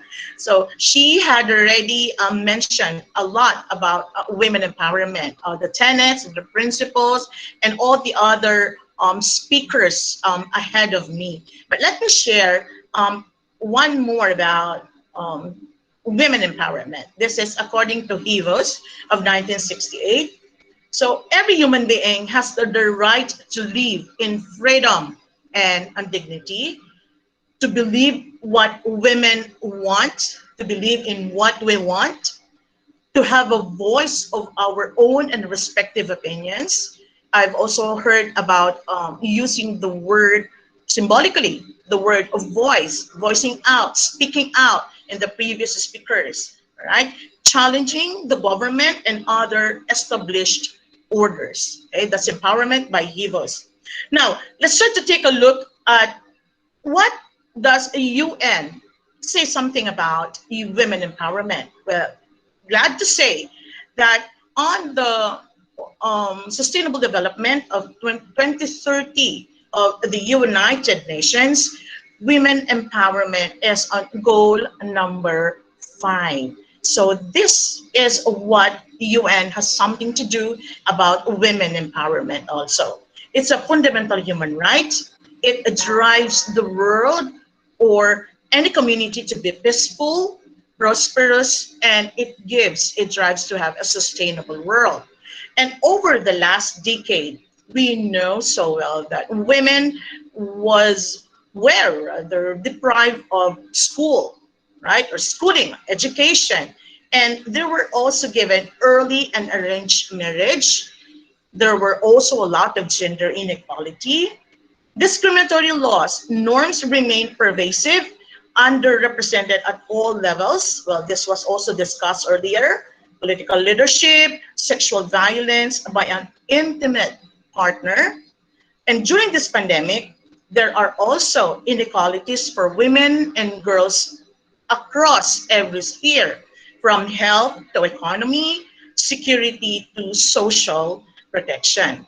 Further, also during this pandemic, women serve as frontline healthcare workers, and there were a lot of women who were unpaid, harder hit by the economic impacts, and they work in insecure labor markets. Also, nearly 60% work in informal economy and puts them at greater risk into poverty. There was also increase in violence because of this pandemic.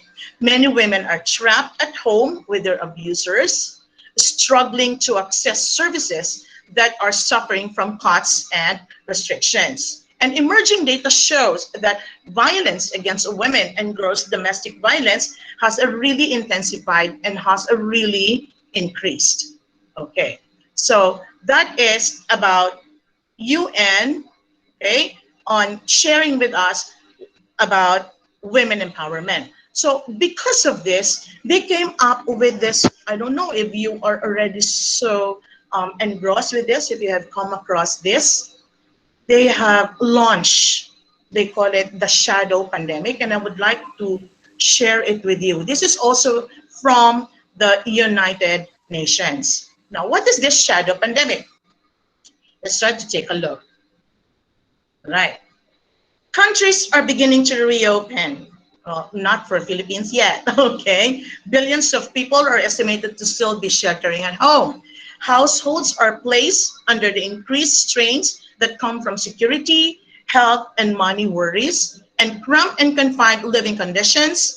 Levels of domestic violence have readily and relatively gone up.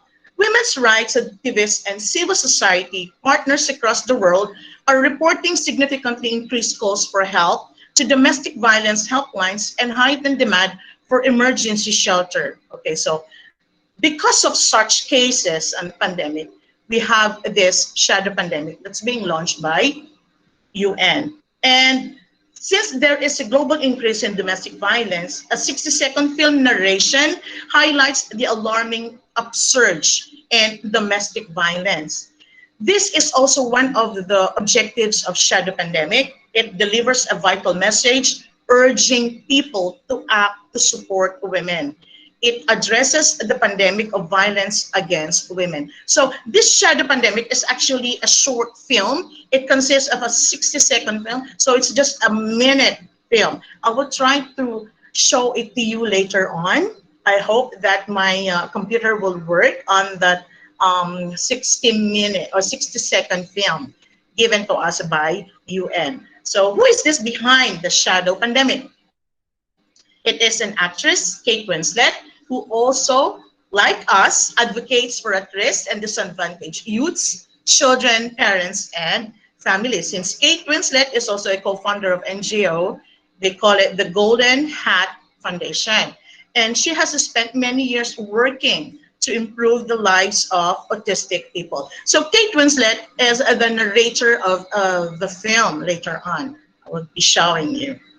According to her, so I just want to quote her, nobody should feel fear in their homes.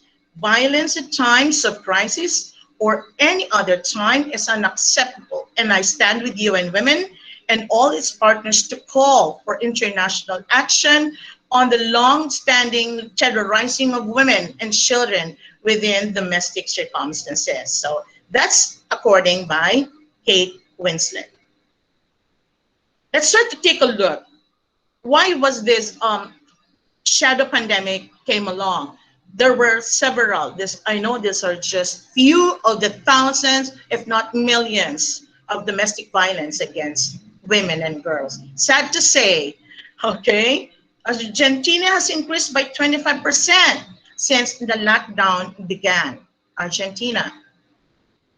Helplines in Singapore and Cyprus have registered an increase in calls of more than 30%. Oh my God. USA, the National Domestic Violence Hotline reported a rising number of victims who reached out via text or phone. Even before the pandemic, 1 in 3 women has experienced physical and or sexual violence from an intimate partner in their lifetime. And COVID-19 has increased, right, not only violence within the home, but other forms of violence against women and girls. And in Australia, 40% of frontline workers in a survey reported increased requests for help with violence that was escalating in intensity and complex. Hello. I think the moderator should, give the participants a certain rule, especially with this kind of Congress. Hello. I think you need to unmute all of them. All the participants, please mute yourself. Farhana, Yes. please mute. Yes, I'm just done with being a moderator in the Seoul Congress in Thailand, and we see to it that the speakers are respected. And I hope this will also be intensified in all the webinars that you will be engaging. All right? Can I continue? Yes, ma'am. Yes, please. Yes, please unmute them all. You are the moderator, and you have control all of those.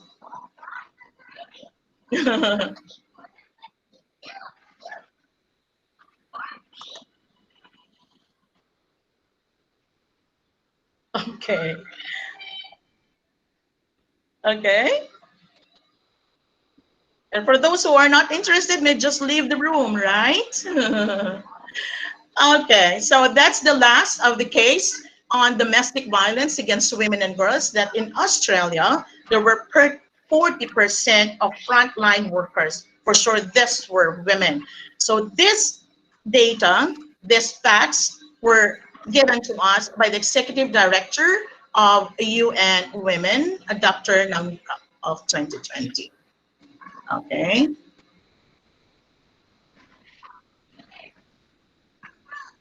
All right. Violence against women was one of the most widespread violations of human rights. And since with lockdown restrictions, domestic violence has multiplied, spreading across the world. Also, this is a critical time for action, from prioritizing essential services like shelter and support for women survivors to providing the economic support and stimulus packages needed for broader recovery. All right, through this campaign, UN Women's activities and advocates will help spread the word so this issue comes fully to light. The meat of my share with you is all about the shadow pandemic, which is a very, very, I think, very appropriate up to this time. So as you could see, the data shows that I didn't see Philippines, all right? I didn't see Philippines, that's my country, but I'm pretty sure there are also a lot, and even also in your own country. I haven't seen India. There was no data that shows about Pakistan and many others, but for sure, in any way that we can, there are for sure domestic violence of women in our respective communities, okay? This is the film already. I would like to share with you. I hope that it will work. Oh my God, no. Oh, there you are. I hope that this will just take a minute. Is it audible? Could you hear? Could you hear? Yes, yes. Oh. Yes, yes. Yes, thank you, thank you.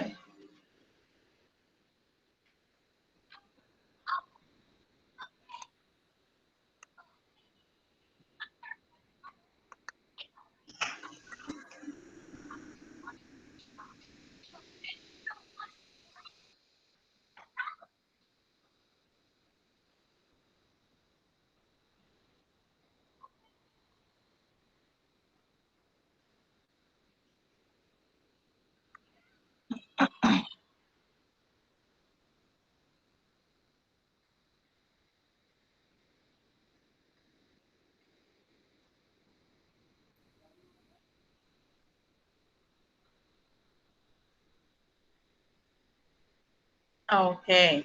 So this is a film that would really, needed to be shared by all women that we know, because who knows, our friend is already being abused by her partner. All right.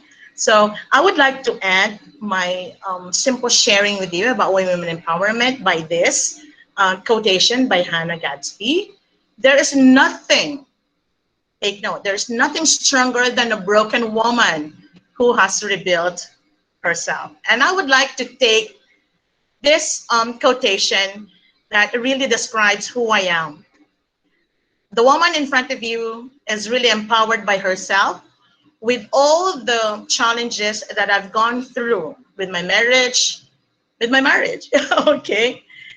I am a happy woman, though I was broken many times. I really have to pick myself piece by piece, beat by beat, day by day, because once in my life I died. But because of the power that I love myself, I love my children, I need to rebuild myself. And there is nothing stronger than I am now except myself, because I was able to rebuild myself. Thank you so much for being with you, ladies and gentlemen. I have a love being with you. Thank you so much for this wonderful sharing. Thank you so much, Dr. Alexis. It was Yes. really a nice presentation. If somebody wants Thank to you. ask any questions, you all are free to ask any questions from the participant side. Except not it shouldn't be personal, okay? But it has been appreciated a lot, madam. On the chat post, you could see like it has been Okay. appreciated. All right. Thank you so much. Thank you. Thank you. Thank you so much, ma'am. Now, our next speaker is Miss Ismat Zareen. Is she here? Ismat? Ismat Yes, I'm Zareen? here.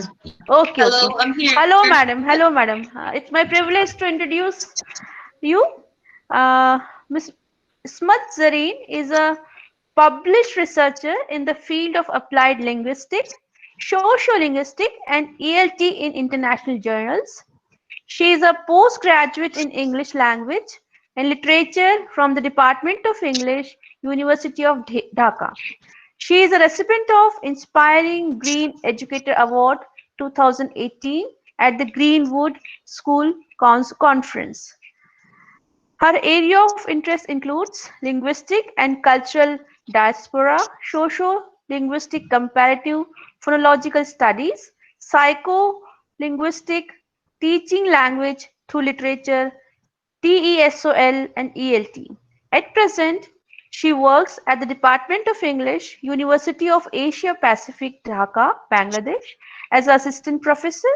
Apart from teaching, she is also actively involved with community organizations working for gender equality, skill development among youth, and combating climate changes.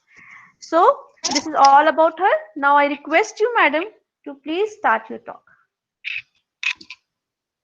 A very good afternoon to everyone, and I hope you all are enjoying this wonderful international summit and I would like to thank, before I begin, I'd like to thank Mr. Pramod Singhal for personally inviting me to this wonderful summit with wonderful ideas from different women of the world, and of course men are involved. So that's the best part of the summit, I guess. So I hope my screen is shared and you can see the presentation that yes, madam, I it is am visible sharing. And your voice is also audible, madam. You Okay, carry on. that's wonderful. Thank you very much. Okay, so today I'd like to talk about envisioning a future with global competence, women on the scene. And so I think this is a trending issue right now in the 21st century, when we are almost done with the first 20 years of the 21st century, and we are on the verge of a pandemic where we are hoping for a better future. So before I begin, I'd like to also, of course, also talk a little bit about the background of this particular topic that I'm going to talk about. So I think there has been a lot of discussions today when we actually heard about the challenges of women, and now the scenario of women in from different perspectives around the world, and what we are actually hoping for the future. So I think keeping all those issues in mind, what we actually can look forward to the future is a global competence, which actually can enable women to achieve the goal of becoming empowered as well as being leaders in the future world. So the key concepts that I'm going to talk about are global competence, digital literacy, digital efficiency, and women on the scene. So first thing first, what is global competence? Now, global competence is basically the capacity to examine local, global, and intercultural issues, and to understand and appreciate the perspectives and worldviews of others, to engage in open, appropriate, and effective interactions with people from different cultures, and to act for collective well-being and sustainable development. Now, all these are actually capacities that we actually, as a women, require to sustain in the 21st century world right now. The local and global issues that we are facing as women are, of course, interconnected and interconnected to each other, and of course intercultural issues are very much involved in it. So what we women are facing right now, especially in this pandemic situation, for example, the last speaker before me was talking about how women are stuck with their abusers. So all these are actually not only local issues, these are actually connected to the global perspectives on women, how women are viewed in different cultures, as well as how women are viewed even now in the 21st century globally. So when we are actually coping with all these challenges and issues, we need to know how we actually can cater to these problems and issues, and how we can actually respond to these issues, and how we can come across and avoid all those atrocities done on us.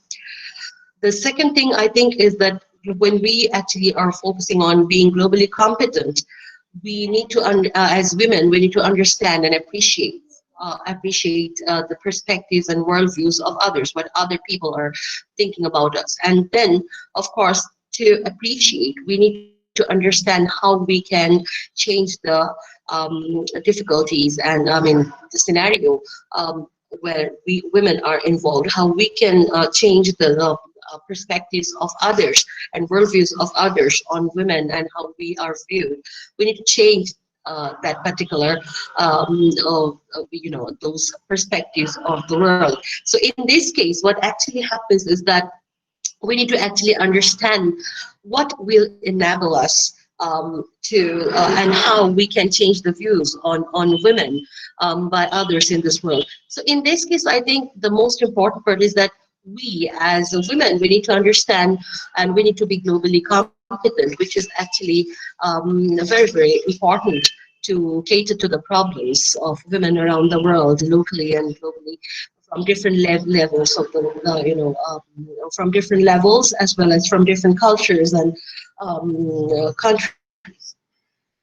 The third thing about global competence is that a globally competent person knows how to engage in open, appropriate, and effective interactions with people from different cultures. So as women, we actually, the women of 21st century, we need to know how we can engage in open forums like this. For example, we are engaging right now, in an open forum, which is an international forum, and we need to, know how we can appropriately and effectively interact and appreciate people from different cultures. So, for example, we are, in a forum right now where we are appreciating people from different cultures. And last but not the least, a globally competent person knows how to act for collective well-being and sustainable development. So, as women, I think we all need to know how we actually can collectively work together and work together for a wonderful future for the women and our well-being, and how we can sustainably interact with each other to towards the sustainable development of women, which is again an agenda of the Millennium Goal of the women. The three set of things that actually three set of concepts that come to our mind is values and attitudes, number one, and number two is skills, and number three is behaviors. So these are the three things that will enable the 21st century women to actually globally be competent, as well as to cater to the issues and conflicts and problems and atrocities done towards women. So what are these values and attitudes we're talking about, or what are the skills that we're talking about, and what are the behaviors that we actually need to cater to? That's what is the issue that I'm going to talk about. The first thing is values and attitudes. Now, values and attitudes means as women, we need to achieve and attain all these values and attitudes to be globally competent. The first one is openness to new opportunities, ideas, and ways of thinking. So as women of this, a difficult time, and of course, as women of a new century, we need to know how we can actually achieve, as well as be open to new opportunities, how we can actually take access to different opportunities. So for that, we need to open up our mind, and we need to open up towards the world. We need to be outgoing. We need to actually evolve ourselves to actually attain and welcome new opportunities that actually come ahead of us. So as women, most of the time, what we find is that women actually, in some cases, fail to accept the new opportunities due to different processes. So we need to have that openness of mind that we can accept the challenges and we can welcome the new opportunities. As women, we actually have to make our girl child to learn how they actually can be open to new opportunities to the world. When we are educating our girls and young women, we need to make them understand that as women, they're supposed to always be welcoming to new ways of the new ways of looking at the world, and how they can actually cater to new ideas where they can get involved in STEM, any particular genre or any particular stream of education and work. So in that case, science and technology plays a very, very important role. As we have been saying in different presentations today, what we found is that the participation of women in different scientific advancements and professions related to science and technology is comparatively lower in connection to men, and I mean, if we compare.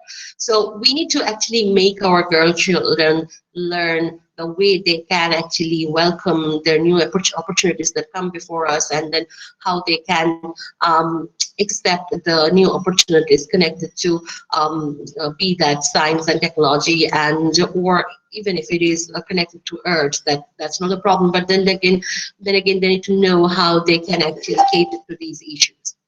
The second one, I think, is desire to engage with others. So the engagement with others, like the way we engage as individuals, when we women envision ourselves with strong women, and not only women but also as individuals, we can engage with others in a much more detailed way.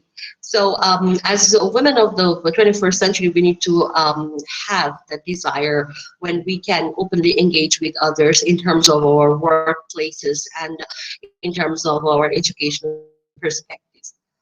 The third one that I would like to talk about is self-awareness. So as women, we need to make our girl children learn about themselves and be self-aware and be passionate about themselves. So like when they are appreciating themselves. So we need to be more appreciative of ourselves as women, and also we need to make our girl children learn how to appreciate themselves as women, how to not to demean themselves, thinking that they are women, how to appreciate themselves in terms of a particular a particular individual who is actually a part of the 21st century society, where she is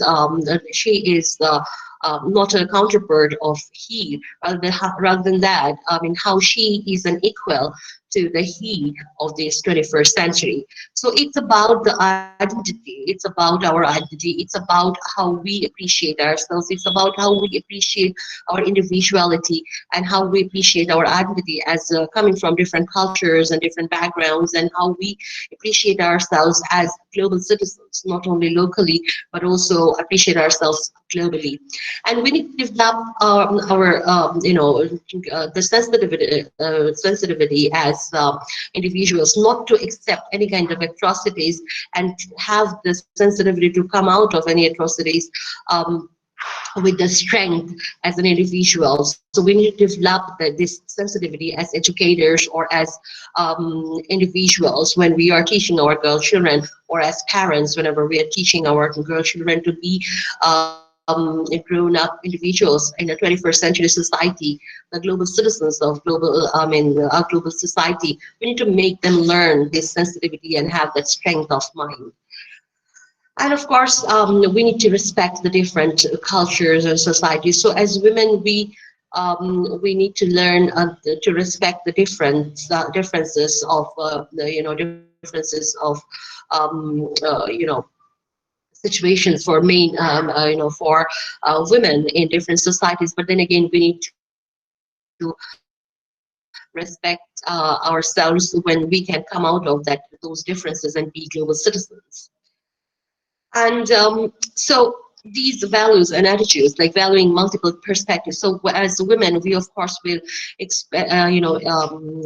will have to learn how we actually can appreciate multiple perspectives, but then again, we can cater to those multiple perspectives. We need to actually also comfort ourselves with ambiguity and unfamiliar situations. So we need to teach this to the girl child of our society, and of course we need to make them trained how they can actually accept the ambiguities of the world and unfamiliar situations, and when they are in an unfamiliar situation, how they can make themselves comfortable, and how they can actually cater to their issues and problems. And I think the last one that I'd like to talk about here in values and attitudes is we actually need to reflect on different contexts and meanings of our lives in relationship to something bigger. So when we are talking about the bigger goals of our life and the bigger goals that we have ahead of ourselves in society, we need to understand our own contexts, and also how we can actually make our lives meaningful, focusing on our own, coming from different backgrounds and different concepts, and how we can reflect our own learnings from our own life, and how we can promote our own learnings towards the future girl children of our society. So we have to be open to sharing. We have to be open to share our learnings and from our own lives, so that the next generation can be benefited.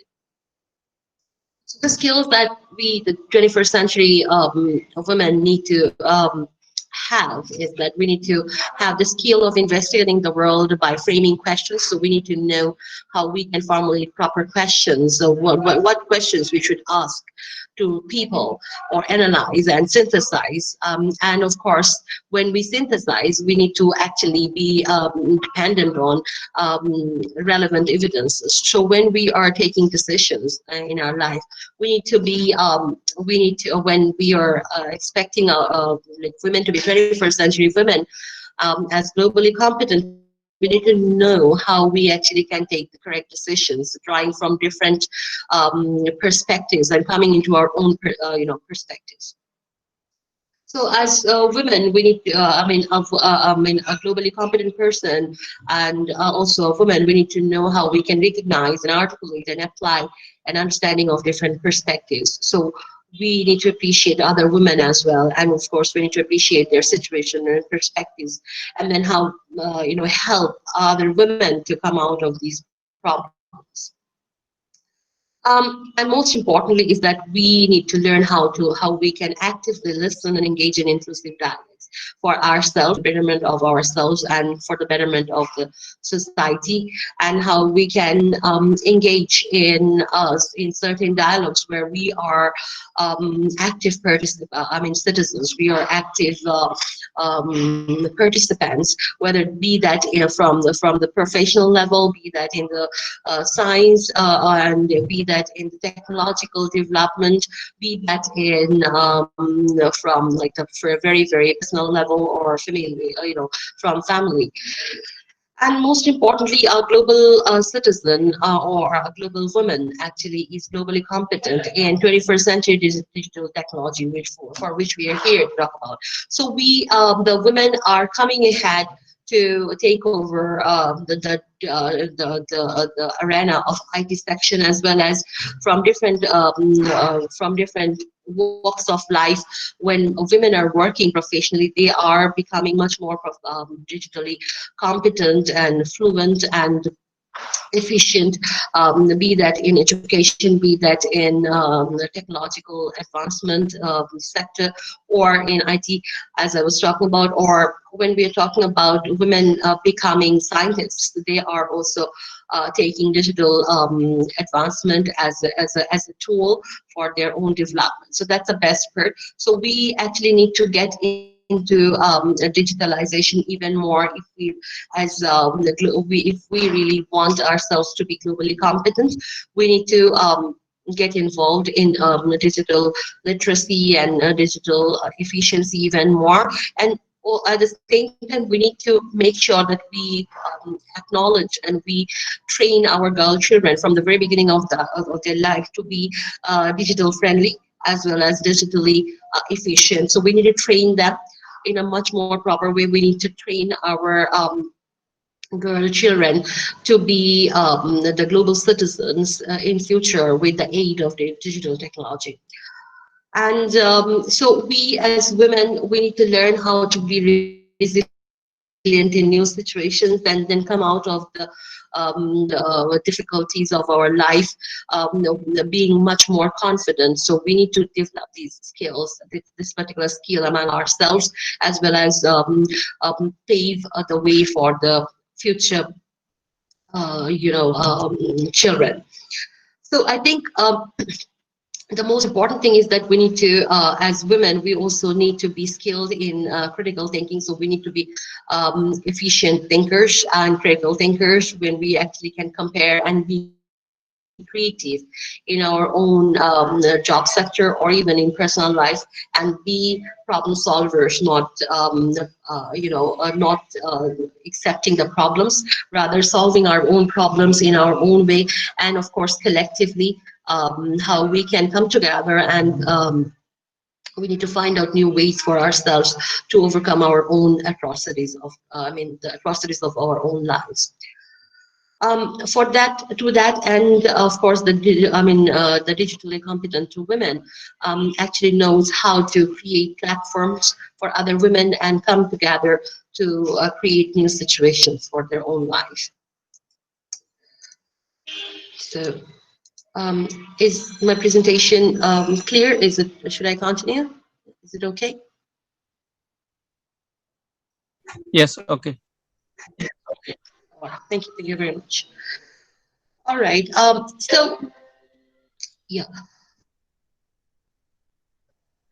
Right. So the thing is that when we are talking about the next thing that actually a globally competent person knows is the appropriate way of behaving as 21st century individual.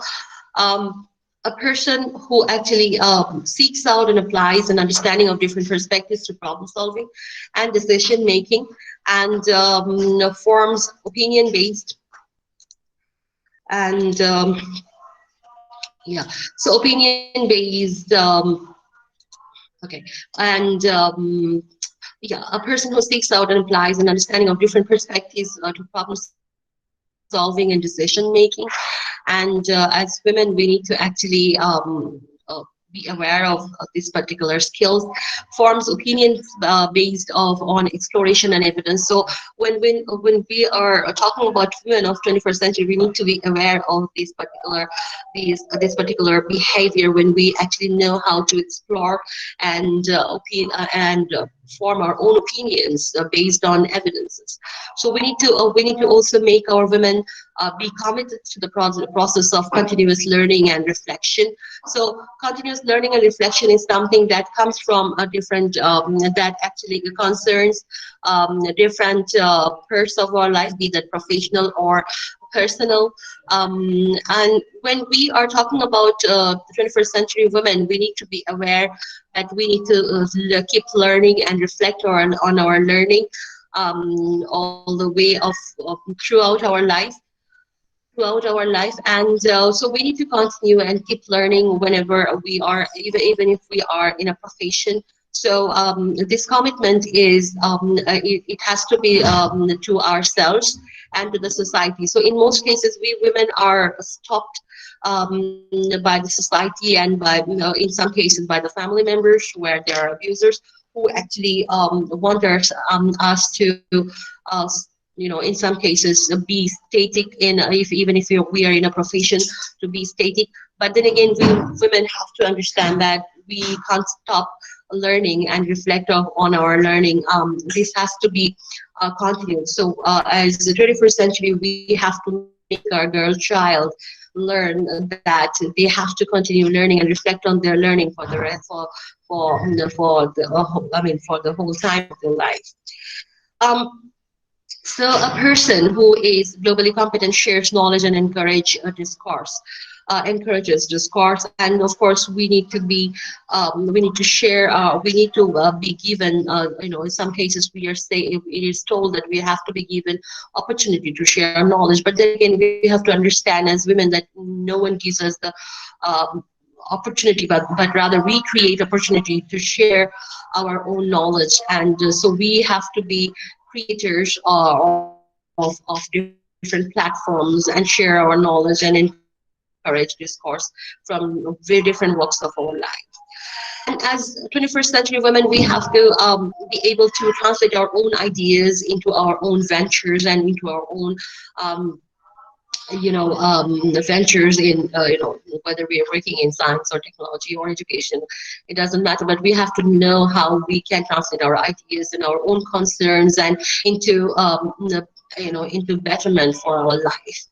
And we have to make, even for our girl child, we need to make them responsible. We need to make them learn how to be responsible from the individual perspective, but also for collective perspectives, as well as the 21st century women of the world, and how they can improve their own conditions with their own ideas and with the help of new ideas and ideologies.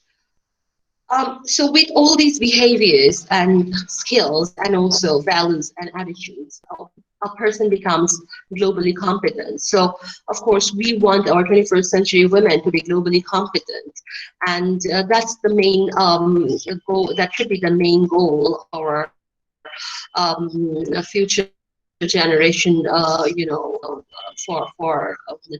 actually build the future generation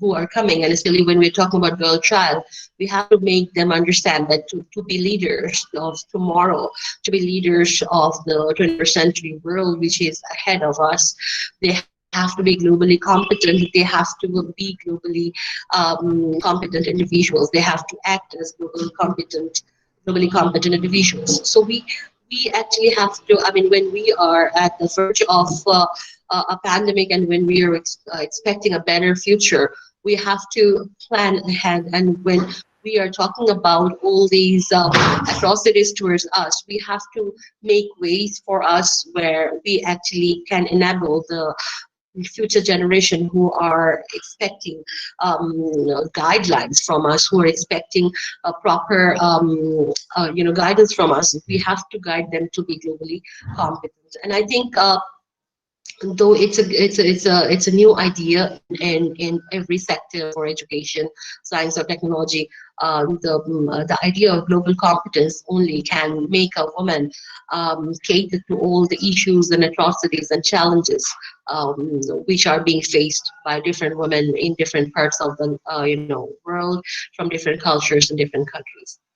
I think that should be all from my part, and thank you very much on my end, and thanks very much for all your attention. And I hope you have enjoyed the presentation. Thank you very much, and I would welcome questions from your end. Thank you for all your wonderful arrangements to the organizers. Thank you so much, madam. If the participants are having some questions, they can ask. Any questions from the participant side? Okay, madam, it seems all understood. Thank you so much, Zareen ma'am. Thank you so much being with us. Now, my our pleasure. next speaker is Corina Suzdia. Is she there? Yes, she is there. Yes, I'm Hello, here. hello ma'am. Hello. So, Hello. very firstly, I'll introduce you briefly. Corina is an excellent school teacher, a reformer, and an organizer. She is a member of Community Enterprise and Women Development Organization in Romania. She acquired all her extraordinary skills through rigorous training, seminars, context professional activities, voluntary and leisure extracurriculum activities. She is a writer of 2 books and she has published many papers. She is also having an open relationship of collaboration with school principal and other colleagues and NGOs in Romania. She is doing projects on education in European countries and Turkey. Welcome you, madam. Please start your talk. Thank you very much. I will share my screen.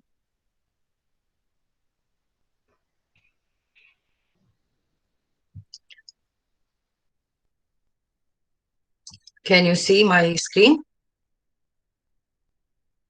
Not yet, ma'am. Yes, Yes, ma'am. yes, Okay, yes. okay, okay. Yes. Okay.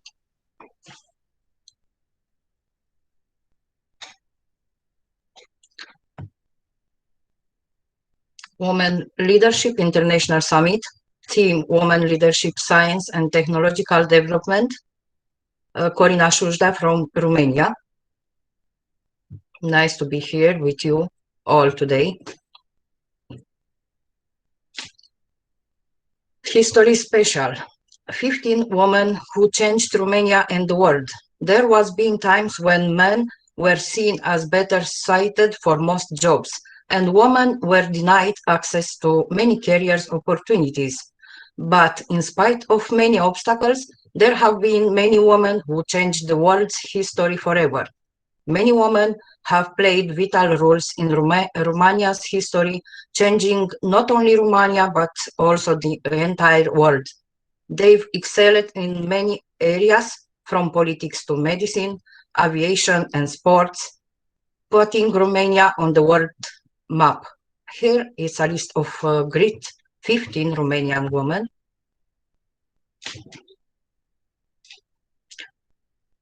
Ana Aslan was a renowned Romanian biologist and physician who, some say, managed to defeat time as she discovered the anti-aging effects of procaine, which she used to create the drugs Gerovital H3, used to create the drug brand she created, Gerovital. It's still being used today. Ana Aslan was born in 1897 in Brăila. She decided she wanted to become a doctor in the 8th grade, a job that at the time was not seen as suitable for women. She worked in hospitals during her studies, and throughout the course of World War I, she cared for patients in military hospitals. After graduating from the faculty in 1922, she completed her doctoral thesis under the supervision of Daniel Danielopoulos. She got her MD degree in cardiovascular physiology, and then, as her work was focused on the process of aging, she began experimenting the effects of procaine had on arthritis, and this is how she discovered other beneficial effects of the drug. This led to the eventual invention of Gerovital H3 in 1976 with a pharmacist named Elena Polovrăgeanu. They invented another drug named Aslavital, which was a similar drug to Gerovital aimed to delay the skin aging process. Her research activity brought Ana Aslan many international distinctions.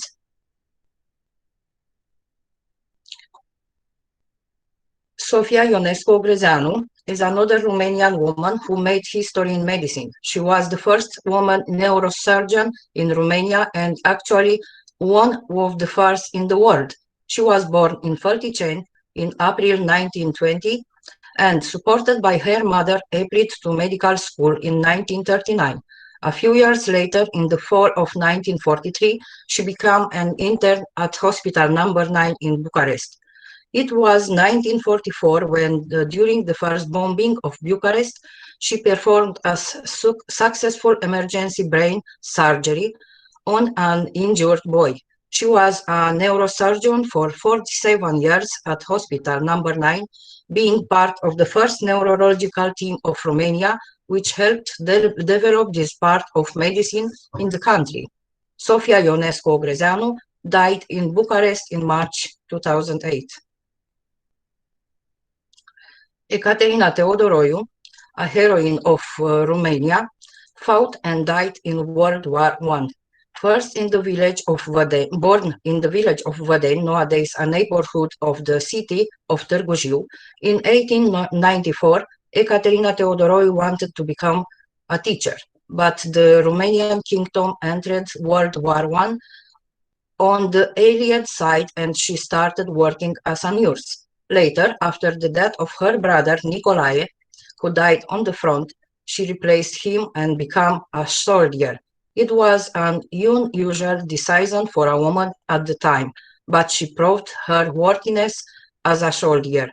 She died fighting during the battles in Mărășești, being hit by a machine gun.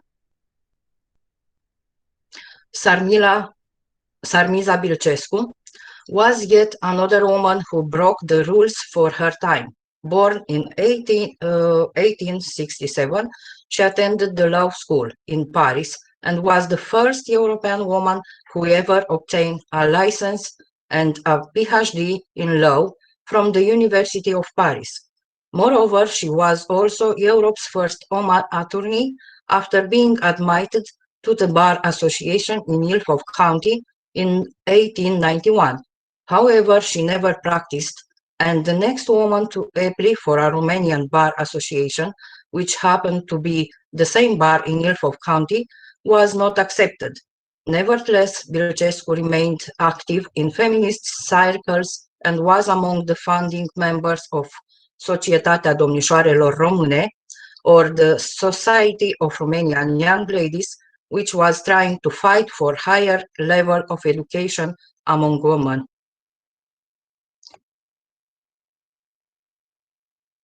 Eliza Leonida Zamfirescu, another Romanian woman who made history. It's Eliza Leonida Zamfirescu, one of the world's first female engineers. But things were not easy for her. For example, she wanted to study at the School of Bridges and Roads in Bucharest after graduating from high school, but was rejected due to her gender. She too went to study in Germany and graduated in 1912 with a degree in engineering. Back to Romania, she worked at the Geological Institute of Romania, but during World War I, she joined the Red Cross and managed a hospital in Mărășești. She returned to Bucharest after the war, where she headed several geology laboratories and participated in various field studies, including some that identified new resources of coal, shale, natural gas, chromium, bauxite, and copper. She also advocated for international disarmament.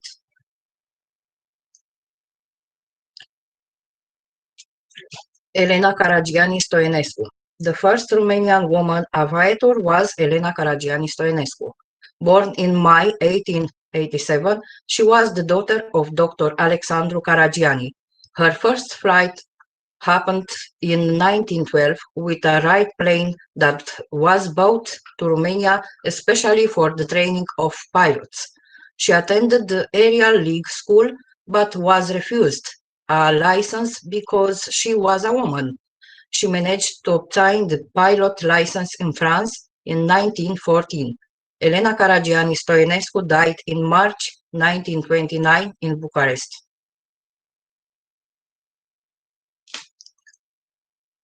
Smaranda Brăescu was a woman of records, her great achievements bringing her the nickname Queen of the Heights. Brăescu was the first Romanian woman to ever obtain a parachuting license and one of the first in the world to do so. But that's not all. In October 1931, she jumped with a parachute from around 6,000 meters, setting the women's world record for highest parachute jump. A few months later, in May 1932, she set the absolute world record for the highest parachute jump in Sacramento, California. Florica Bagdazar was a physician, but she was also the first woman minister in Romania. She headed the Ministry of Health between 1946 and 1948. Florica Bagdazar was born in a Macedonian-Romanian family in Bitolia Monaster in Macedonia. She attended school in Romania and graduated from the Bucharest Faculty of Medicine in 1925. After further work, she received her doctor's diploma in medicine and surgery and the right to practice. She specialized in psychiatry and her work was in the field of child neuropsychiatric and educational assistance. She contributed to the first local spelling book and to a mathematics textbook and to the establishment of the Bucharest Mental Hygiene Institute. She became a minister after the death of her husband, who was holding the same post. The big challenges of her mandate were the typhus epidemics in Moldova and that of malaria in Dobroja. Queen Mary of Romania was one of the greatest personalities in Romania's history. She was born on October 29, 1875, in Eastwell Manor, a property adjoined to the town Ashworth. Her parents were Prince Alfred, Duke of Edinburgh, later Duke of Saxe-Coburg and Gotha, and Grand Duchess Maria Alexandrovna of Russia. She married King Ferdinand I, who ruled Romania from October 1914 till 1927, a period which included the First World War and Romania's unification at December 1, 1918. Over time, she used her diplomatic talents to strengthen the ties between Romania and England. At the beginning of World War I, she advocated for Romania's entry into the war alongside the Entente, the alliance that pledged to support Romania's claims for the unification of Transylvania and Bukovina to the old Kingdom of Romania. During the war, she worked as a nurse, visiting the front and managing the field hospitals. Once the war ended, she also played an important role in the recognition of the newly united Romanian state, using all her skills and charms to advance the unionist cause during the Paris peace negotiations. Marta Bibescu, the most famous aristocrat from the Romanian woman in our top, Marta Bibescu was a talented writer, member of the Royal Academy of French Language and Literature, awarded and praised for her literary work. She rebuilt from ruins Mogoșoaia Palace, a centuries-old monument received as a gift from her adventurous husband, Prince George Bibescu. In between the world wars, Mogoșoaia Palace was one of the most exclusivist European aristocratic residences. Heads of states, kings and queens, princes, artists, and aristocrats were a constant presence at the parties organized here by Marta Bibescu, the Princess of Europe. Marta Bibescu left Romania during the early days of the communist regime. Her properties, including her beloved palace from Mogoșoaia, were confiscated, and her daughter and son-in-law were imprisoned. But even in exile, Marta Bibescu remained an active presence at cultural events from across the continent. Elvira Popescu, surnamed Notre-Dame du Théâtre by the French public who adored her, Elvira Popescu was the most famous Romanian actress in the first part of the 20th century. She made her debut at only 16 on the stage of the National Theatre of Bucharest. 11 years later, Elvira Popescu founded her own theatre, Teatrul Mic, and her fame crossed the national borders. Her first theatre role in Paris, in the play The Cousin from Warsaw, had over 1,000 representations, and the Romanian actress became an European star. Elvira Popescu has an impressive theatre and film career in France, where she lived for the rest of her life. She was the director of 2 theatres and won the prestigious Molière and Legion of Honor awards. Nadia Comaneci. When asked what they know about Romania, many people associate the country's name with the great former gymnast Nadia Comaneci. And why wouldn't they? Since Nadia was the first athlete to score a perfect 10 at the Olympic Games. Nadia Comaneci was born in Onești, Romania, on November 12, 1961. At the age of 6, she was spotted doing cartwheels by the well-known Romanian gymnastics coach Bela Caroli. He and his wife Marta were looking for young children to train for the Romanian national junior team.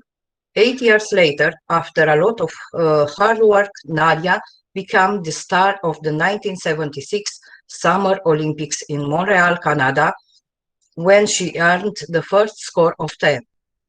During her career, Nadia Comaneci won 9 Olympics medals and 4 World Artistic Gymnastic Championship medals, remaining in history as one of Romania's best athletes and one of the world's best known gymnasts.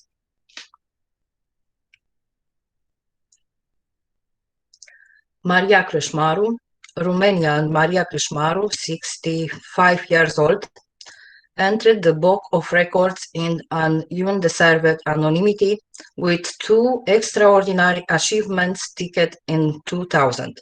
The longest uninterrupted journey around the world and the longest passport in the world. Originally from Vetrișoaia village, Vaslui County, has crossed 120 countries on all 7 continents. For 3 years and 5 months, Maria Crâșmaru traveled the world with her backpack, being till that moment the longest journey made by a person around the world. And I want to say you that Maria Crâșmaru is living in the same county with me, maybe 20 kilometers away. I wish to meet her. Angela Gheorghiu, a marvelous opera singer, Angela Gheorghiu is among the most distinguished artists in the world. Her leading role performances took her to the Metropolitan Opera of New York, London's Royal Opera House, and Vienna State Opera. She won several awards, including the 2004 Victoires de la Musique Classique Award for the Best Opera Recording for Carmen, as well as the 2010 Female Artist of the Year at the Classic Bright Awards. Maybe you know her, Simona Halep. Currently ranked #1 in the WTA, Simona Halep is a brilliant Romanian professional tennis player. After the 2017 Wimbledon Championships, she became the player with the most consecutive weeks within the top 10 of WTA. She is also the first Romanian player to reach the first place in the WTA after defeating Helena Ostapenko at the 2017 Beijing finals.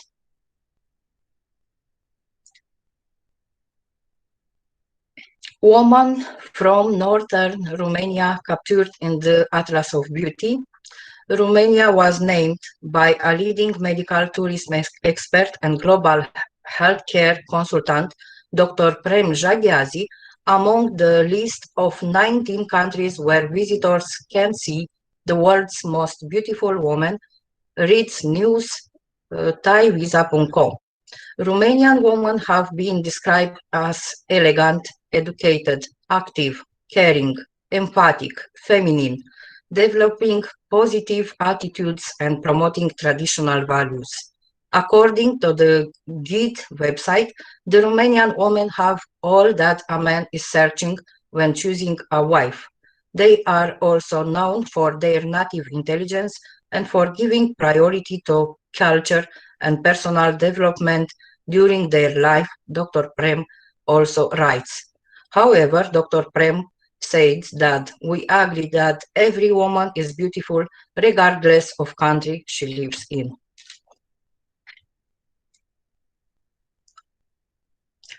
As Mahatma Gandhi said, you must be the change you wish to see in the world. Thank you.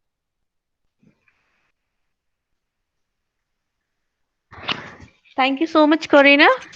It was really informative slides.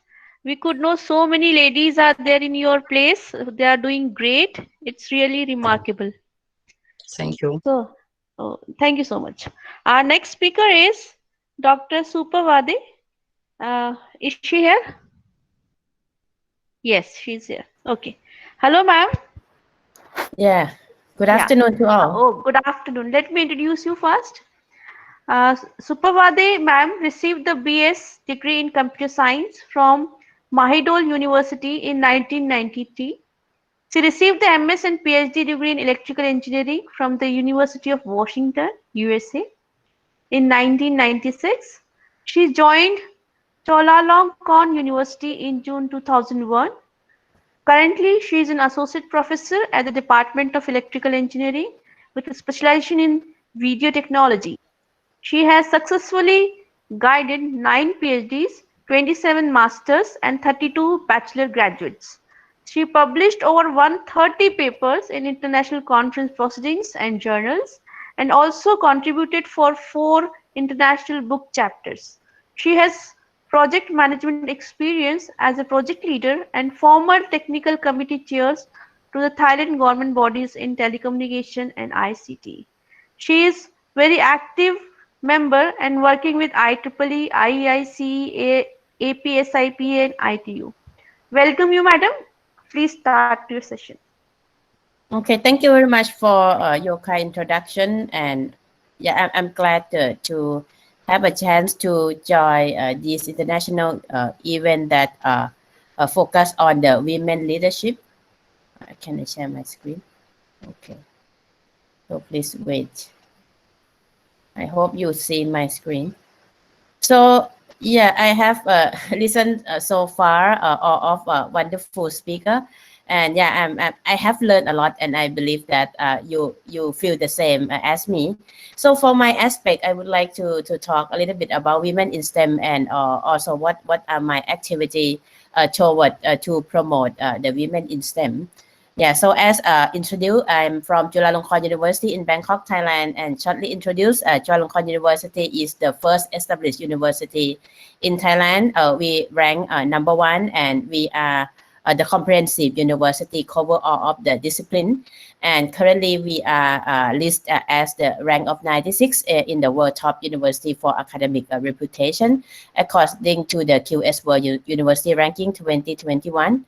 Yeah, and I have mainly involved in a lot of the activity, as I mentioned. I'm also associate head in the internationalization of my department, and also head of the research unit focused on multimedia data analytics and processing. And this is my field of interest, mainly on the video signal processing, which cover a wide range of the area. I received several of the awards from the university and then from the IEEE. Yeah. So these are the current statistics. I also interested in the Sustainable Development Goal as well. So I involved with the International Telecommunication Union of the UN to work on the ICT for Sustainable Development Goal. And some part of the IEEE work that I have involved in, but I will pass this. Okay, so first I would like to talk about the word human capital. From the World Development Report that World Bank has do some study, well, human capital is defined as the knowledge, skill, and health that people accumulate over their life. So it means that these three characteristics could use to indicate the potential of the productive member of the societies. Right. So how they calculate the human capital index? Mainly, they have to do statistics since the birth to adulthood of the child born in a given year, and has a three component.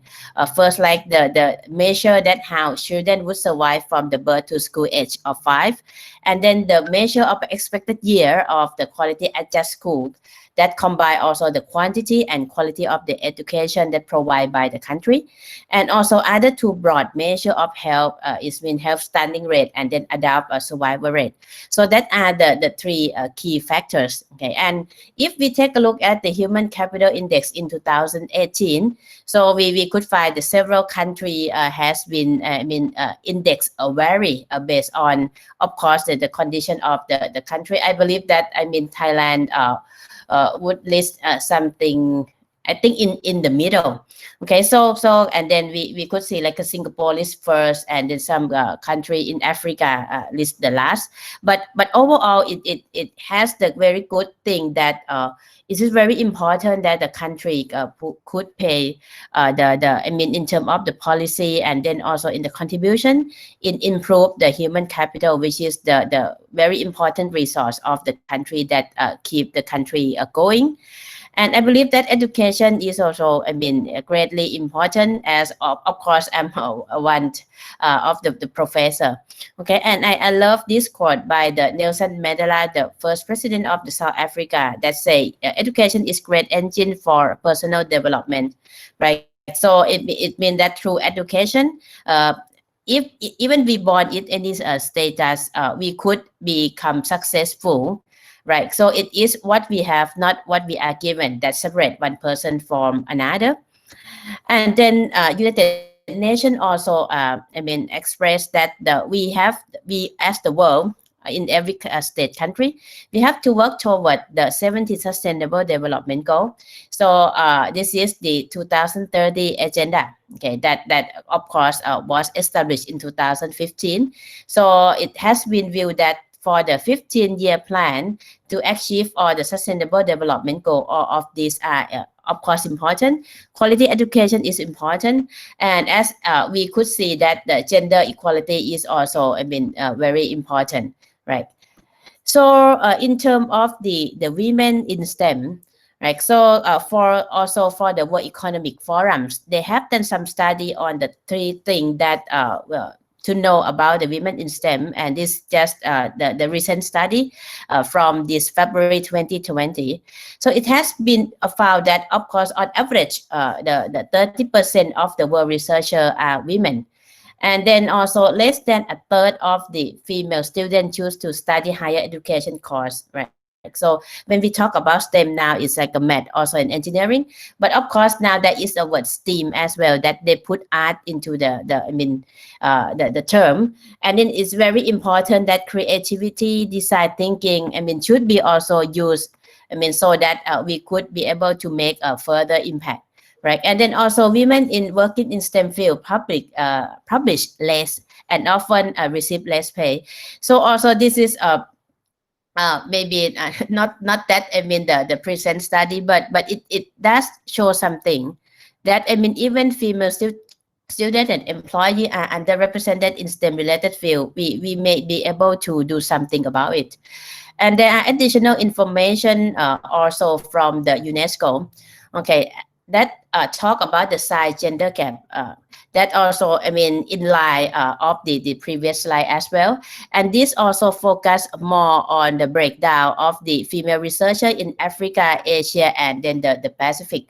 Okay, so that's just a summary that women make up almost half of researcher in the Central Asia. And then more than 80% researcher in Myanmar are female. And I did witness myself, because I've also collaborated visiting a Myanmar university.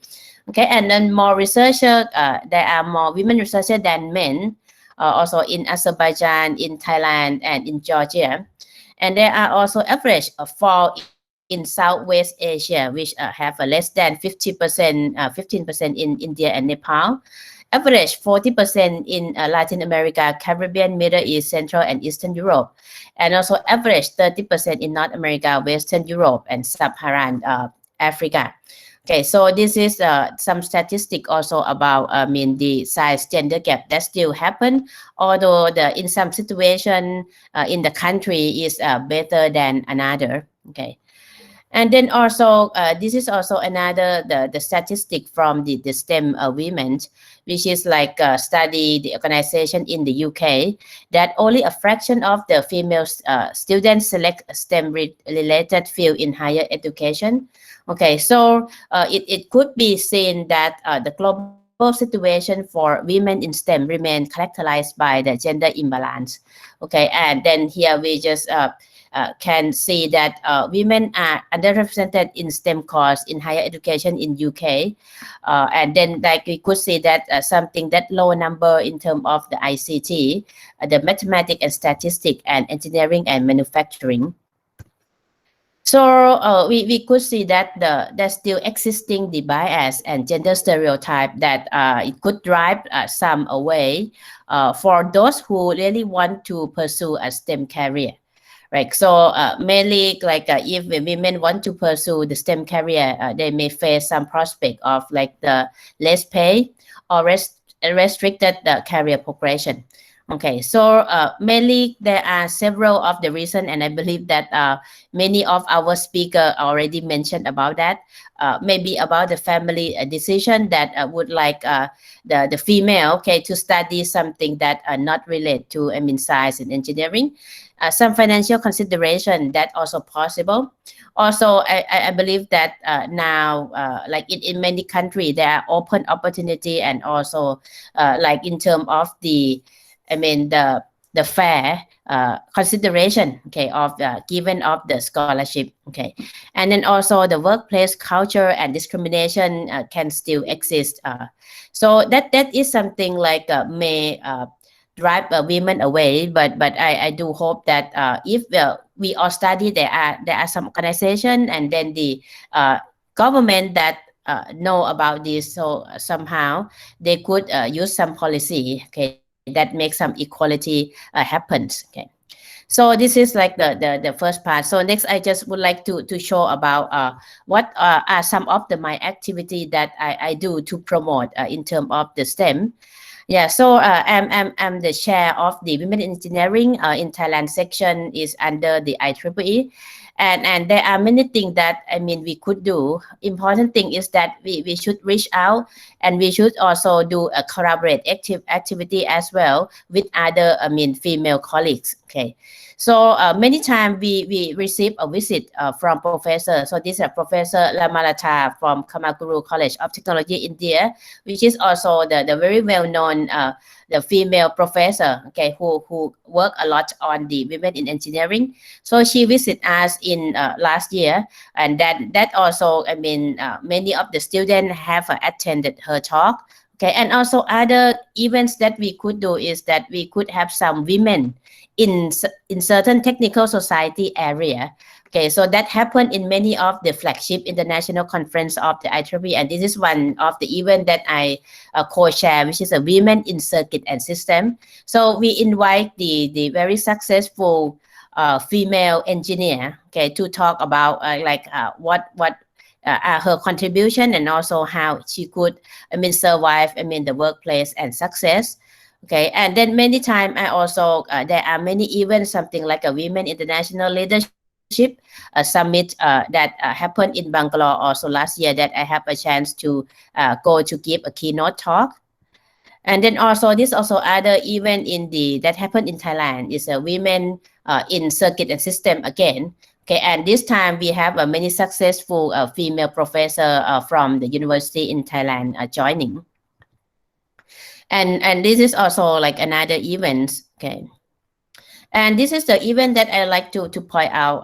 I have, of course, a visit Myanmar. Okay, so this is a Yangon Technological University, and as you see the statistic, Myanmar is the country that there are, I mean, more female. Okay, that work also in the STEM and also in the educational institutions. Okay, and I have a chance to go and train. So this is one course to train the teacher. Okay, to mainly involve some of the hands-on activity, okay, to the class, so that the student could somehow get more insight of like a simple idea of like a wind turbine, how does it work and how can they build this with the low-cost material. Okay, so I mean, this is very important, and I have a chance to engage with many of the, I mean, female professor, female teacher. And as you can see from the photo, right, I mean, there are many of the female professors who are very enthusiastic. And I hope that, I mean, they could do something good and improve the situation, I mean, in the country. So partly on my research, okay, I'm on the video signal processing, and one thing that always I work on is that to solve some of the problem in the Sustainable Development Goal. And this is my work in the video analytics for surveillance system, the artificial intelligence for public safety. And this is something that addresses the SDG 11 on sustainable city and communities. Okay, so one problem is that we have so many CCTV camera. So how we could increase the public safety, right? So we have to make it more intelligent. So some example of my research work is something like we do the smart face recognition engine. Okay, so you may see so many work on the face recognition, and many are the cloud-based, right? But this is a solution that will build on the small box that has of course, the GPU. So something that very powerful that you can put some model with the deep learning and AI in there, right? And then mainly this box it has some algorithm in there, of course, and then it can store 4,000 faces. It can recognize face less than 1 second, and has a decent accuracy, and can also detect and recognize 8 people at the same time. So this work is also during filing the patent, okay, and it has been worked in the several of the face recognition application.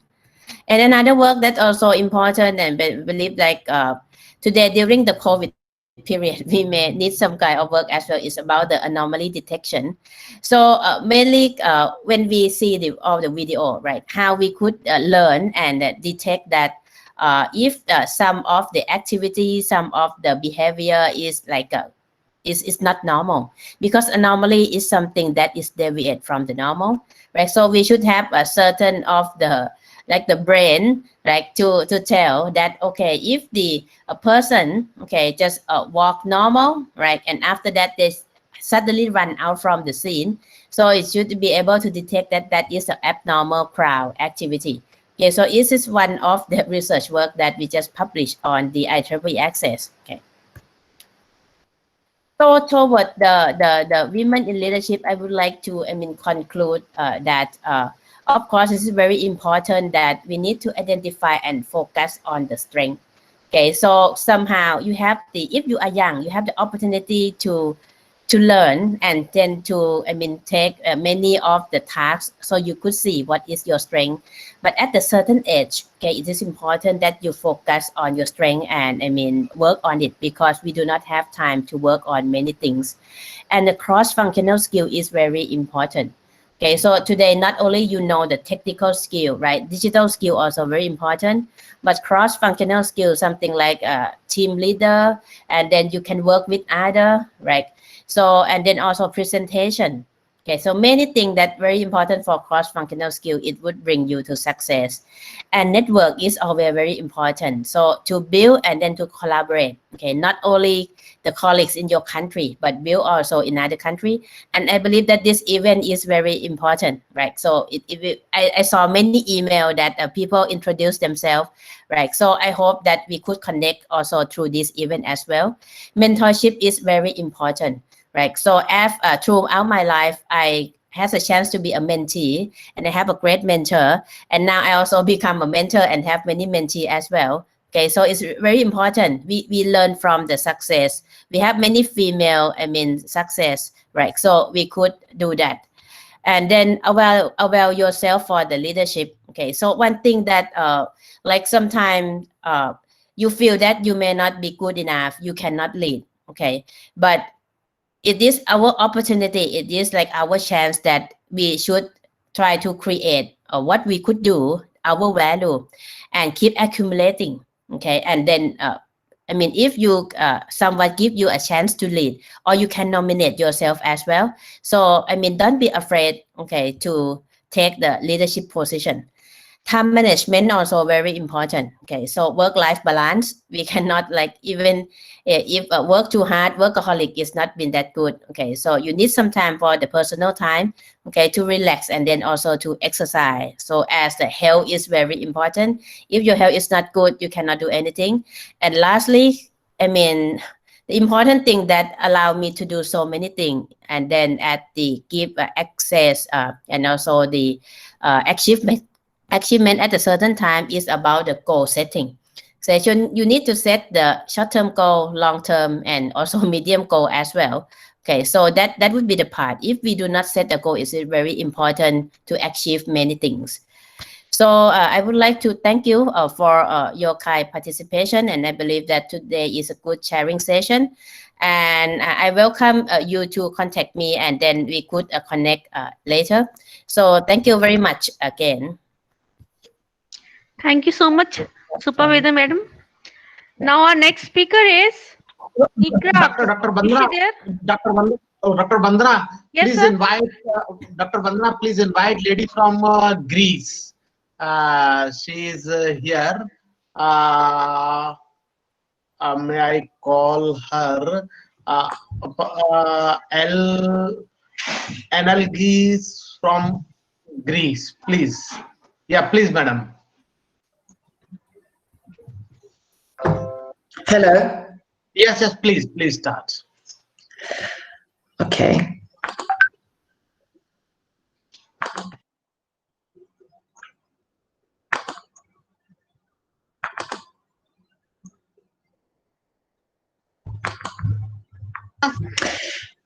Dr. Bandra, please introduce her. Dr. Bandra. Okay, sir. Okay. Please introduce her. Good morning, Evangelia ma'am. Good morning. Good morning. Let me introduce her. She has a BA in philosophy from Degree College, the American College of Greece, and a MA in applied linguistics from Hellenic American University with high distinction. She is experienced English for academic purpose, English for a specific purpose, and English as a foreign language instructor with an expertise in teaching EFL exam classes. She has presented numerous conferences paper in Greece, abroad, and authored various articles for the ELT news magazines, TESOL Greece, and the Scientific Journal of Applied Language and Linguistics. She has been recently awarded the title of Distinguished Educator 2020 by the Education Leaders Award 2020. Congratulations, madam, for this award. Now I request Thank you you, very much. please continue the session. Thank you, ma'am. Is my screen visible? And am I Yes, ma'am. audible? Yes. Okay, Yeah. and I start. There has been a lot of discussion about the female academics and their contributions, but how would that change if we actually visualize the concept of academia into percentages? I would like to start with some statistical perspectives here, just to emphasize the situation with women academia and their pioneering contributions. I will particularly refer to the Catalyst research because it is a fact-based and scientific methods organization, including longitudinal panels and large-scale field. And I would consider it to be one of the most trusted resources for knowledge on gender and inclusive leadership in the business. For the education domain, more Canadian women than men have a tertiary degree. Women at the ages of 25 until 34 were more likely to have attained tertiary education degree, 70%, compared to younger men, 50%, 53% in 2018. So just over a third, 35% of Canadian women had a university level of education in 2018, compared with 29% of men. About the labor force, the women's labor force participation has been gradually increasing for decades. So in 2019, the Canadian women 15 years and older represented nearly half, 47.4% of the labor force, compared to 37.6% in 1976. In other words, the percentage, there has been a percentage increase of over 25%. Over half, 61.4% of Canadian women over age 15 participate in the labor force in 2019. So what do all these data tell us? That there has been an increasing representation of women, and the numbers of women among the full-time academic teaching staff at Canadian public universities has been growing. The changes in the Canadian workforce since the 1970s, where the employment rate for women was 25 to 54, rose from 49% in 1976 to 79% in 2018, while the rate for women and men older than 65 rose from 90% to 13%. So overall, there were 46,440 full-time academic teaching staff at Canadian public universities.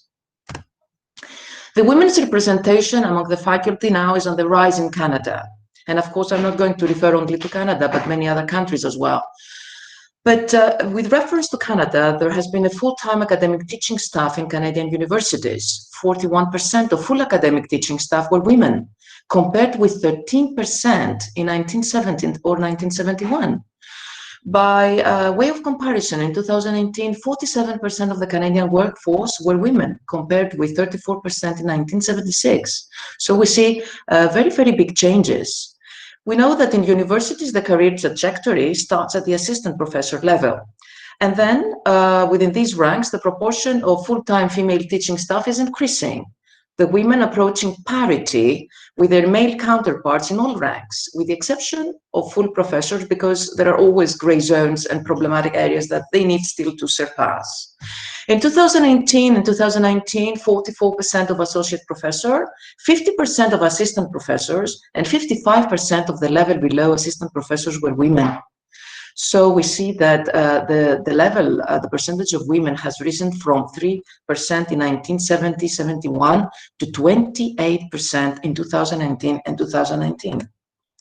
In Canada, as I said, the women make up the professors 28%, the associate professors 44%, the assistant professors 50%, this is higher, and the positions below assistant professor 55%. What about the position of the deans? There is again an increasing presence of women, mirroring the increase in the representation of women among academic staff. The proportion of female deans has also risen from 5% to 38% in 2019. So at the assistant dean level, the share of women has risen from 4% in 1971 to 44%. This is amazing. About Asia Pacific Indian academia, There is slightly more than a quarter of professors in Indian academia that they are women. In 2018-2019, women in India held 27.3% of professor and equivalent faculty positions, 36.8% of reader and associate professor faculty, and 42.6% of lecturer, assistant professor faculty positions.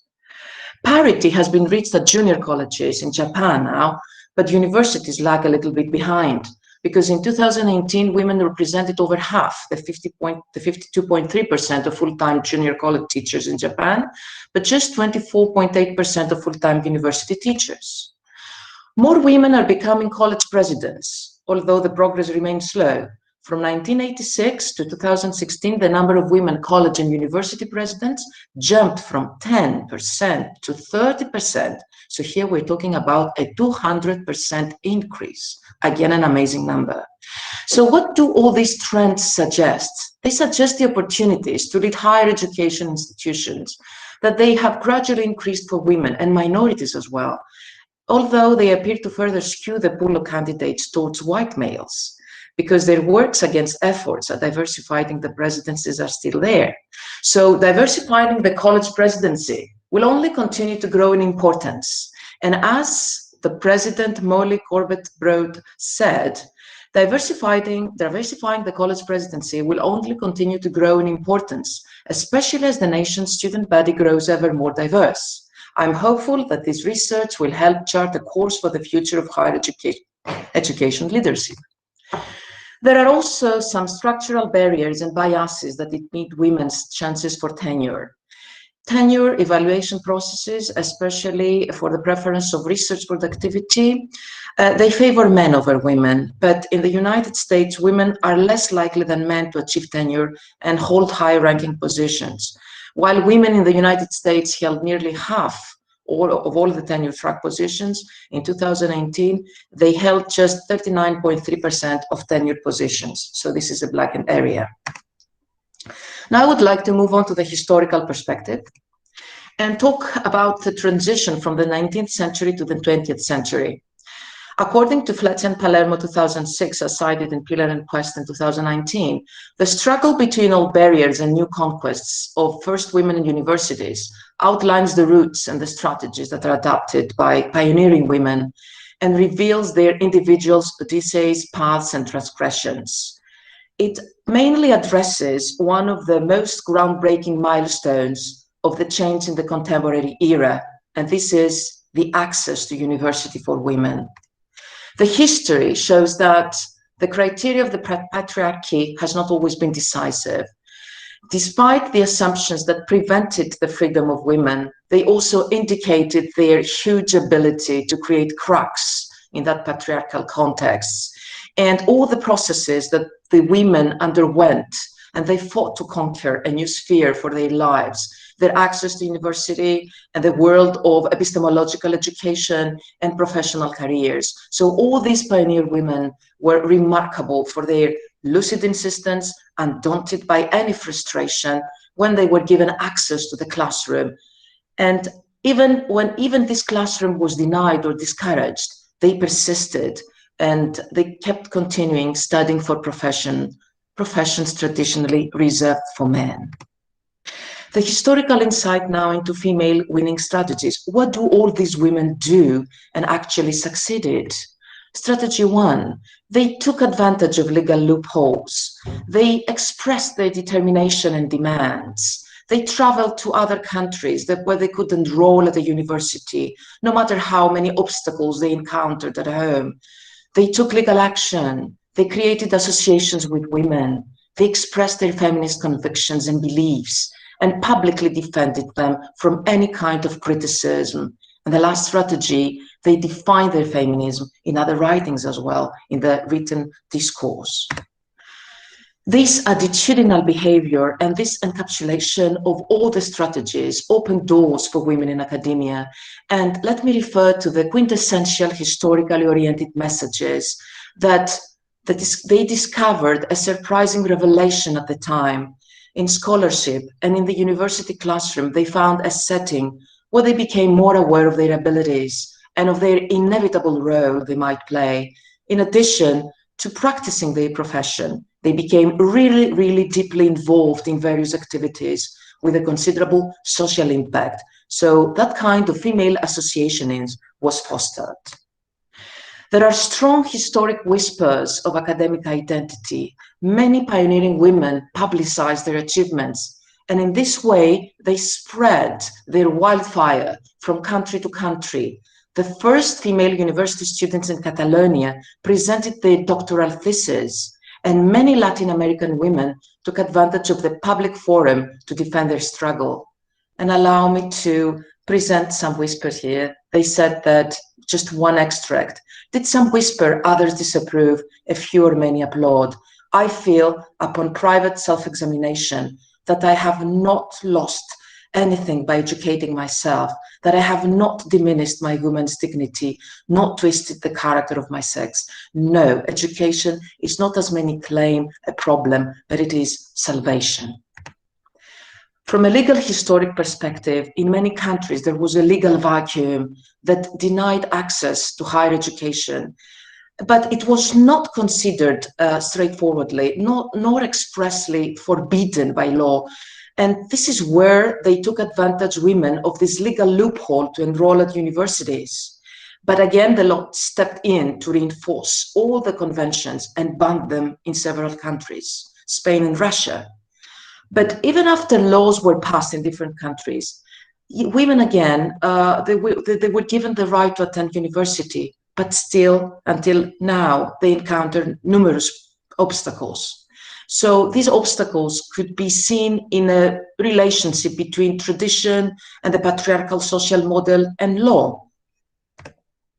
These three parameters, they were the main blockages. And this is illustrated by some of the statements published in Brazil regarding the first female university graduate lady doctors, that a woman's brain lacks the capacity to assimilate medical science, or that a woman will never find a man willing to marry her. But these are just blockages, because these women actually solved the blockages. And we can proudly refer to the 19th century pioneer female graduates, let me use names here, and establish their academic presence. Isidora Elisa Gomez Martin graduated with a degree in chemical science from the University of Salamanca, at the same time as Maria Sorda Cipel became the second woman to graduate from the University of Barcelona.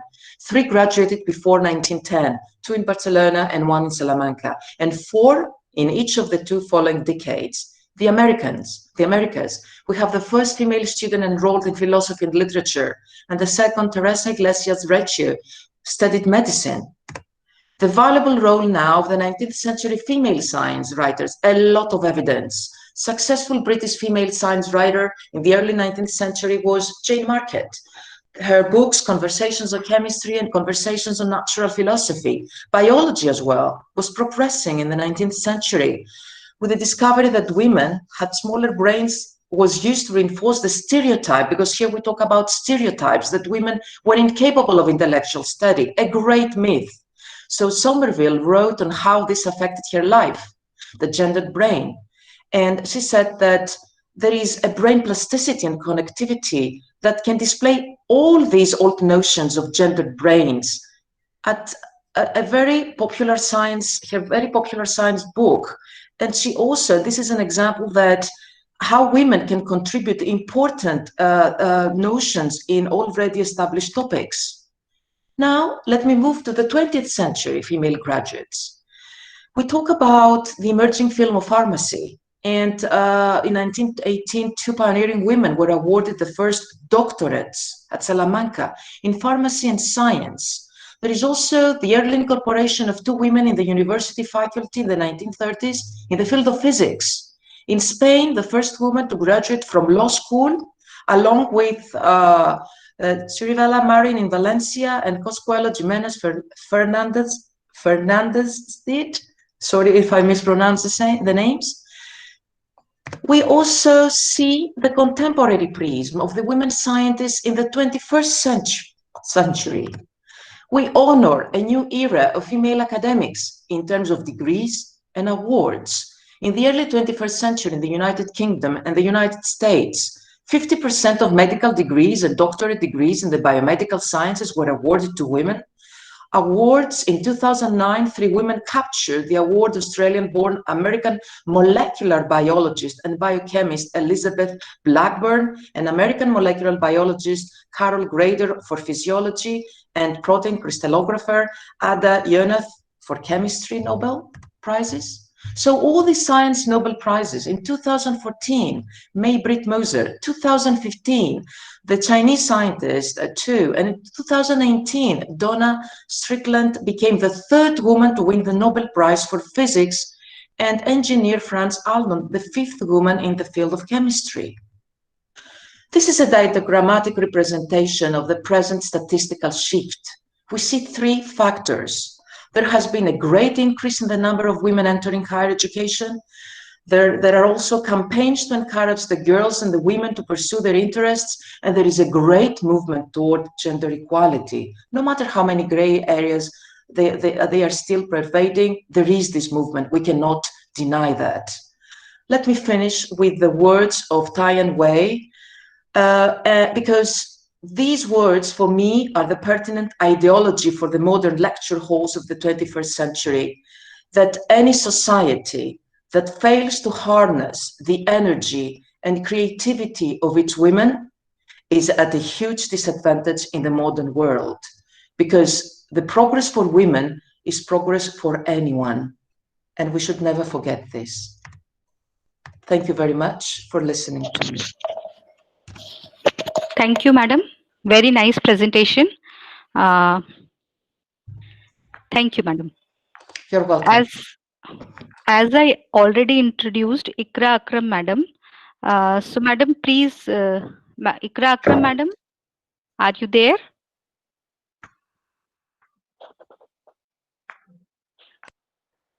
Ikra Akram, madam. Yes, I am here. Yes, ma'am. Please start presentation. I am audible to you all? Yeah, yeah. Okay.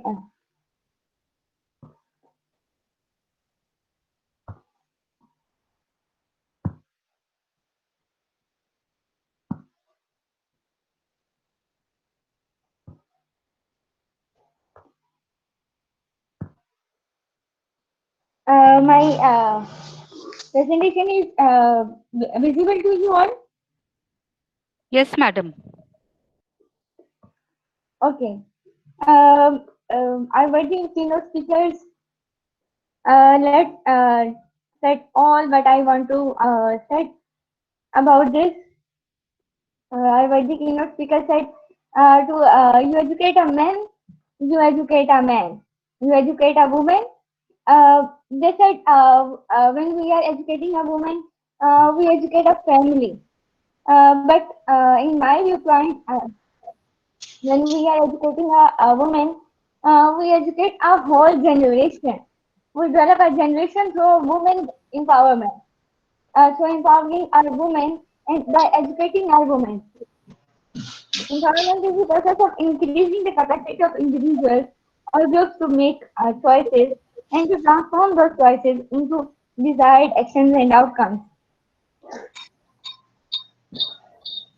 Women empowerment basically refers to increasing the spiritual, political, social, educational, gender, or economic strength of individuals and commodities of women. Someone is disrupting in the session. Can you request the participants to mute their mic, please?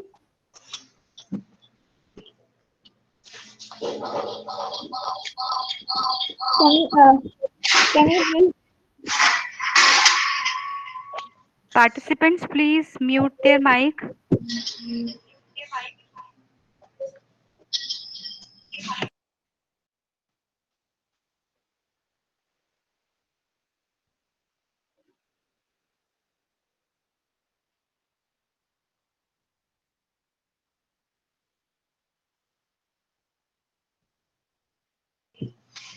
Please continue, madam. Everybody has muted.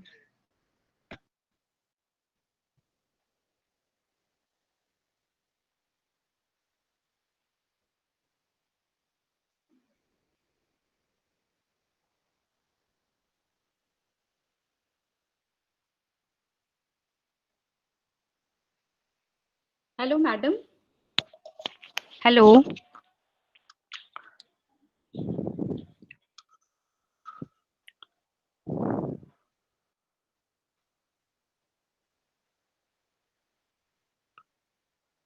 Madam, your voice is not audible.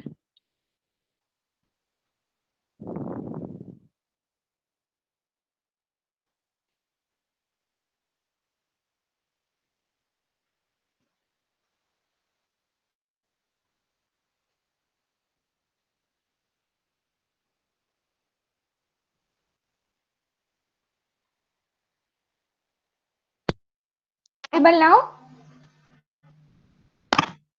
Yes, you are audible now. Please start. Continue. Okay. Their right to have the power to control their own lives, both within the and outside the home, and the ability to influence the direction of social change to create a more just social and economic order nationally and intentionally. Empowering women, when we are talking about the empowerment of women in STEM, we are seeing that as the years ago and in the present age, the age is developing and the things are going up, and we are having more and more women in the STEM field. Not at all on that level. Though we have some issues and problems facing the women toward their empowerment. Only 5% of women from the world population are reaching at the top positions. 15 years old girls are 2 times less likely to aspire to a career as an engineer, a scientist, or an architect, and 3 times more likely than boys to expect to become health professionals. Consequently, there is no surprise of a woman's account today for only 20% of tertiary graduates in ICT fields, and even when they do study STEM, they face a glass ceiling, which is mostly discussed by our eminent keynote speakers. They are talking about the glass ceiling effect and the ice breakthroughs and the different issues. But I think that in those issues, we are also facing cyber crimes, and the cyber issues are increasing day by day as the ICT is increasing and being encouraged by the social media. And even when they do study STEM, they face a glass ceiling preventing from their building senior positions. Women make up for only 20% of scientists who are identified as corresponding authors. A proxy for leadership in the world of research and have little likelihood to be peer reviews or editorial board members of scientific journals. Uh, Now I will discuss some of the eminent women of Pakistan who are working in the STEM field, breaking their breakthroughs of their society and religious barriers also. We have Jahara. Jahara is the president of the Pakistan Software Houses Association for IT and ITES Pasha. She has been spreading efforts at Pasha for the past 17 years, during which time she was responsible for developing the Pasha brand and for creating linkages between Pasha and local and international partners. Nihal has vast experience in marketing, communication, and interactive new media in Hong Kong, the Far East, the UAE, and Pakistan. She is also a motivator, an entrepreneur, a social activist, and a strong propagator of extending the power and the use of information and communication technologies beyond pure traditional businesses to empower and enable communities. Although she set up the NUST, NUST is a platform which is providing a technology incubator, accelerator, and innovation community hub in Karachi in January 2015, with the support of Google for entrepreneurs to help provide a platform for aspiring technology businesses in the buzzing city of Karachi. Since the NUST has incubated 189 plus startup businesses and created a strong community of young people. The nurse fighting innovation and entrepreneurship conferences.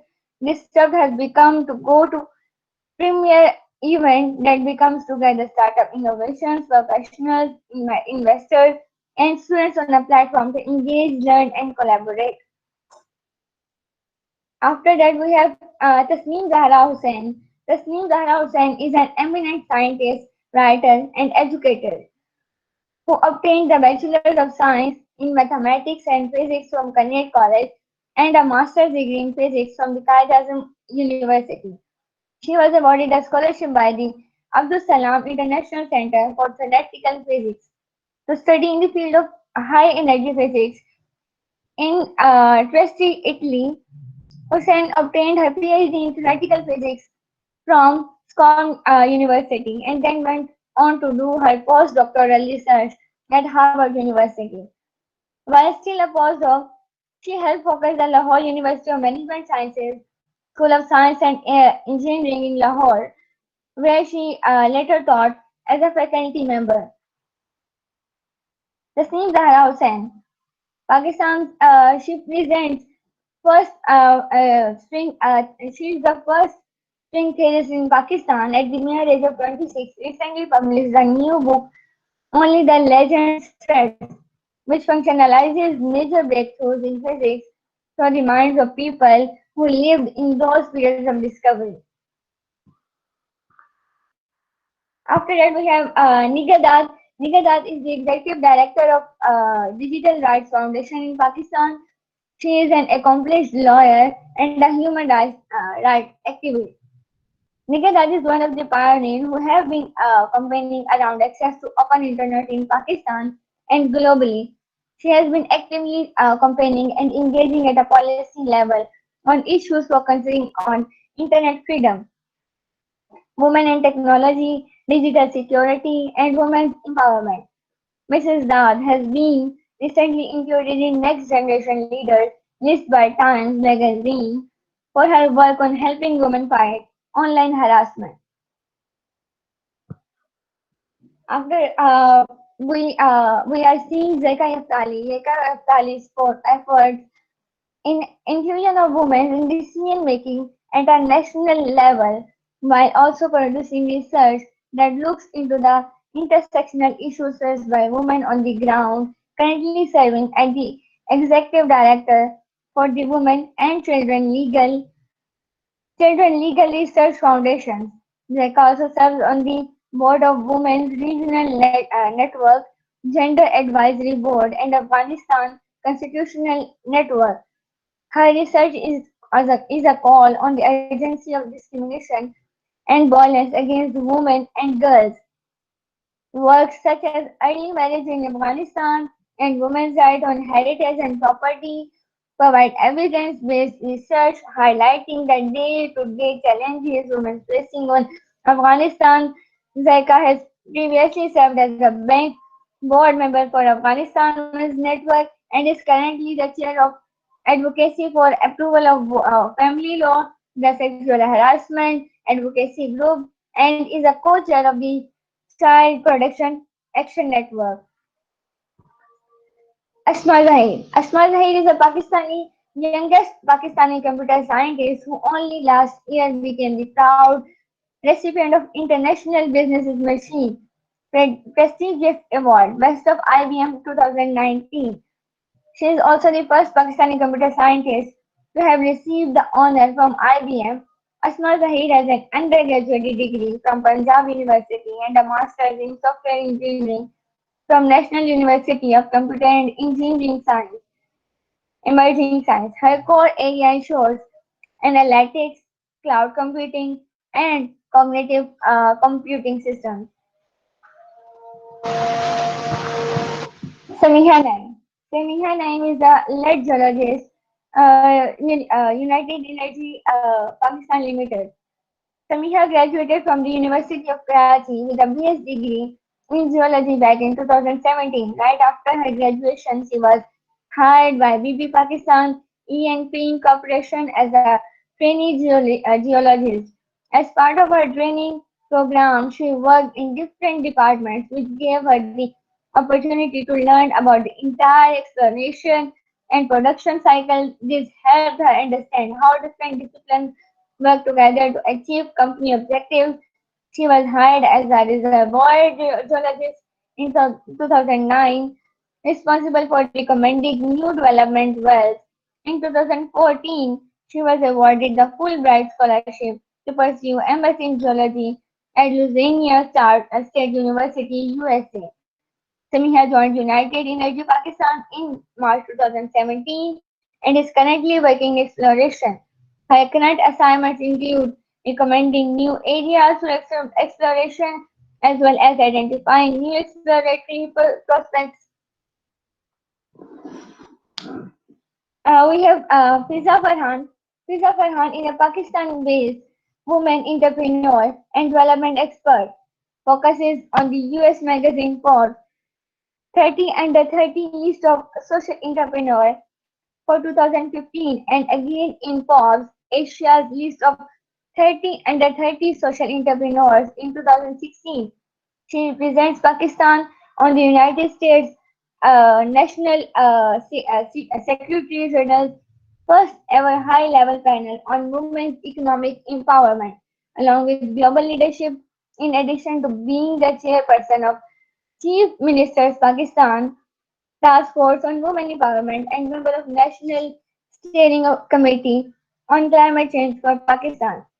Previously, Fiza co-founded and was the CEO of Bucks Foundation and director of Bucks Energy Private Limited. Both companies pioneering unique and demand-based multi-stakeholder solutions in the domain of gender equality, inclusive growth, digital finance, renewable energy, and impact investments.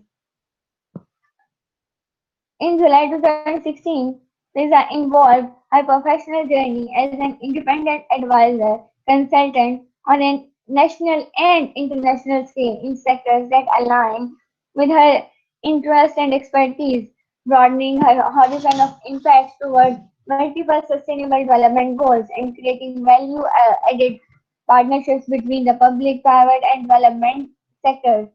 Apart from her important roles of advocacy, Fiza continues to wear multiple hats to investigate actions through her diverse consultancy engagement with government bodies, private companies, and the UN agencies and the other development institutions in Pakistan and internationally.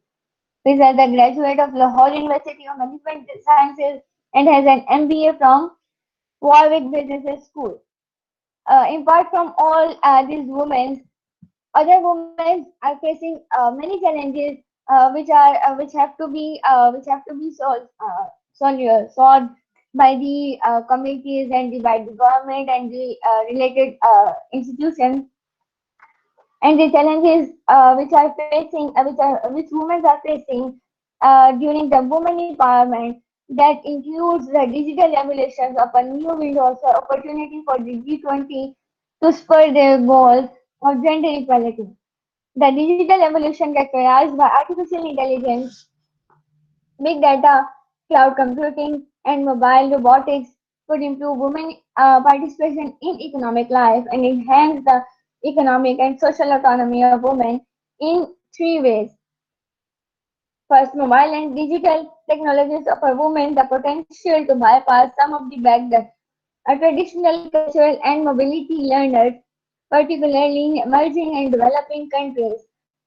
Digital technologies could help women eventually improve financial autonomy and access finance for their ventures. Second, women quite often possesses superior social skills which can expect increasing reward on labor markets in heightened sense of responsibility toward the wider community, greater empathy, more effective communication, and a greater willingness to adopt the changing circumstances. They should help women avoid the enormous employment losses from automation, which in developed countries are predicted to account for up to 60% of all jobs over the next 2 decades. It is worth noting that little is known about effects of digitalization on labor market in emerging and developing countries. Third, the female local skills advantage should be developed even further complemented by competencies in abstract or cognitive skills and advanced digital literacy, which become a core requirement at the digital age.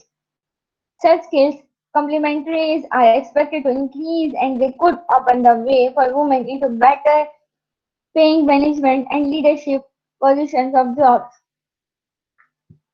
Current gender inequalities may prevent women from fully benefiting from opportunities offered by digitalization.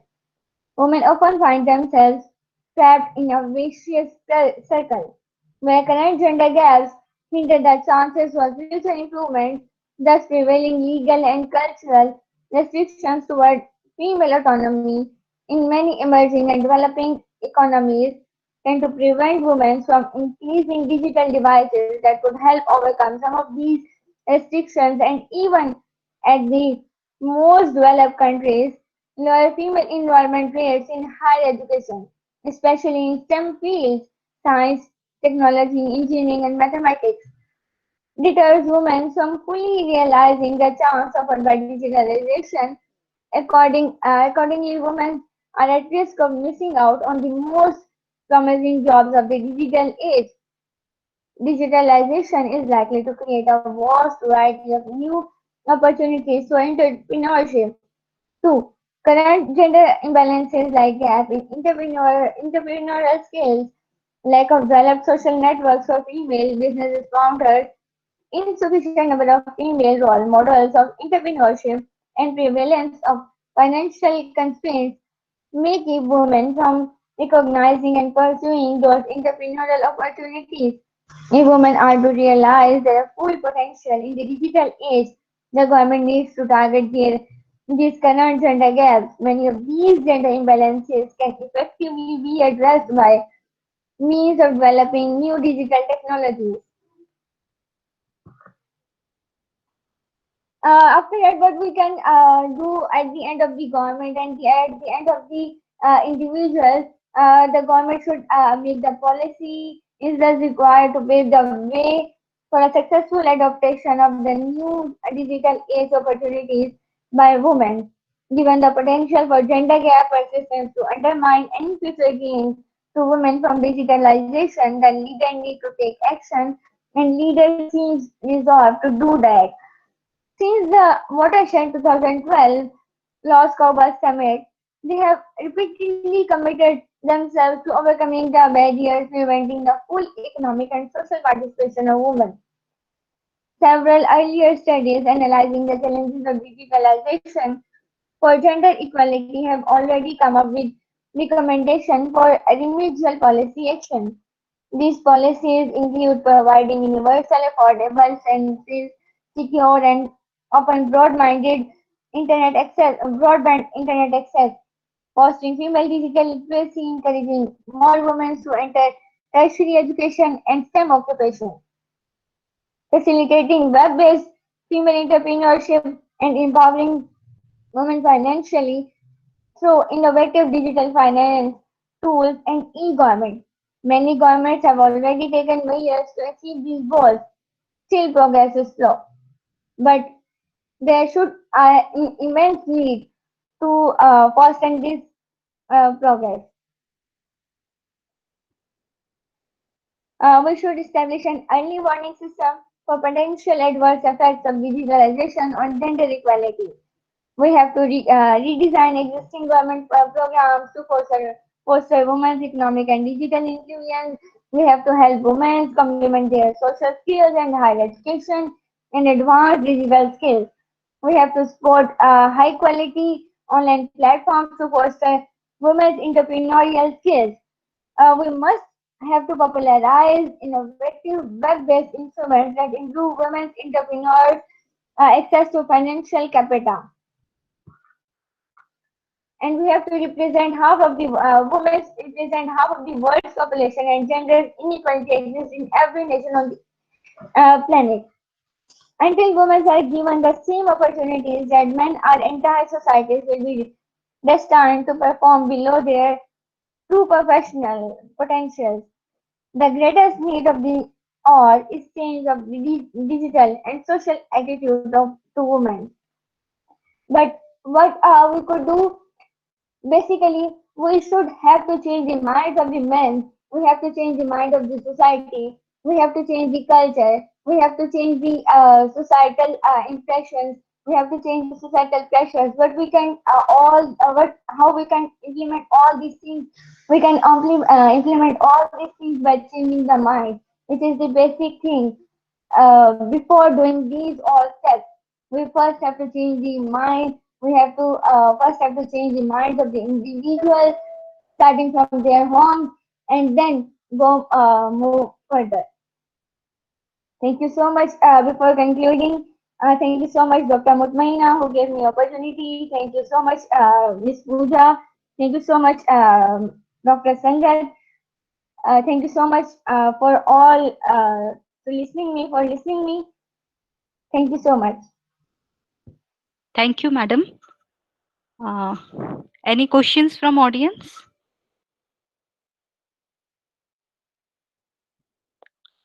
Now we come to the end. Towards vote of thanks. On behalf of IEEE Madhya Pradesh subsection.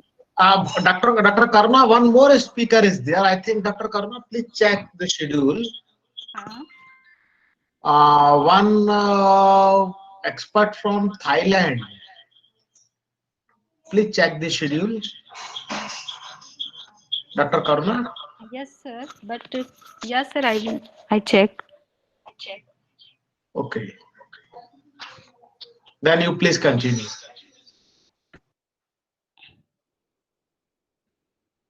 No, sir, all the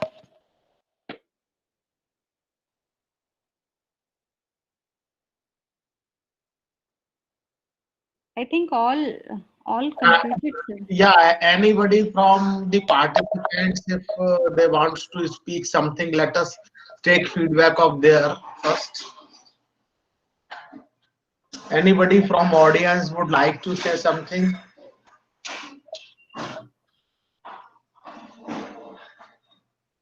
So, Dr. Karna, you please present vote of thanks, and after that I shall say a few lines. Okay? Okay, sir. Okay. On behalf of IEEE Madhya Pradesh, subsection IETE, Bhopal and Gwalior, and Institution of Engineers, India, I, Dr. Karuna Markam, Assistant Professor, MITS Gwalior, takes the opportunity to propose vote of thanks to those who have directly and indirectly contributed to Women International Summit on theme Women Leadership in Science and Technology Development. I thank our chief guests, Dr. Manjari Pandit Madam and Dr. Ashwini Kunte Madam. I thank to Honorable Dr. P.K. Singhal Sir, Chairman IET, and Dr. R.K. Khetan Sir for their support and guidance. We are thankful to all the eminent speakers. We are really enlightened with your knowledge and presence. A heartfelt thanks to all the participants for their active participation. With these warm words and a kind message, we move to end of webinar. Thank you. Now I invite Dr. P.K. Singhal sir to say few words. Singhal. So thank you, Dr. Karna. Thank you, Dr. Karna, and giving me an opportunity. First of all, I am very much grateful to all the experts for their sparing their valuable time. In the chat box, we have given the feedback form. So your valuable feedbacks are very much useful for us for the next programs. So please fill the feedback form. And another important announcement, we are organizing an international conference in February 21. So website address I have given here in the chat box. So all of you are invited to submit research paper for the conference, and there is no registration fees for this international conference. So thank you very much. So this program is concluded. Please fill your valuable feedback, and feedback link is available in chat box. Thank you to all of you. Thank you. Thank you, all of you. Thank you. Bye bye. Thank you.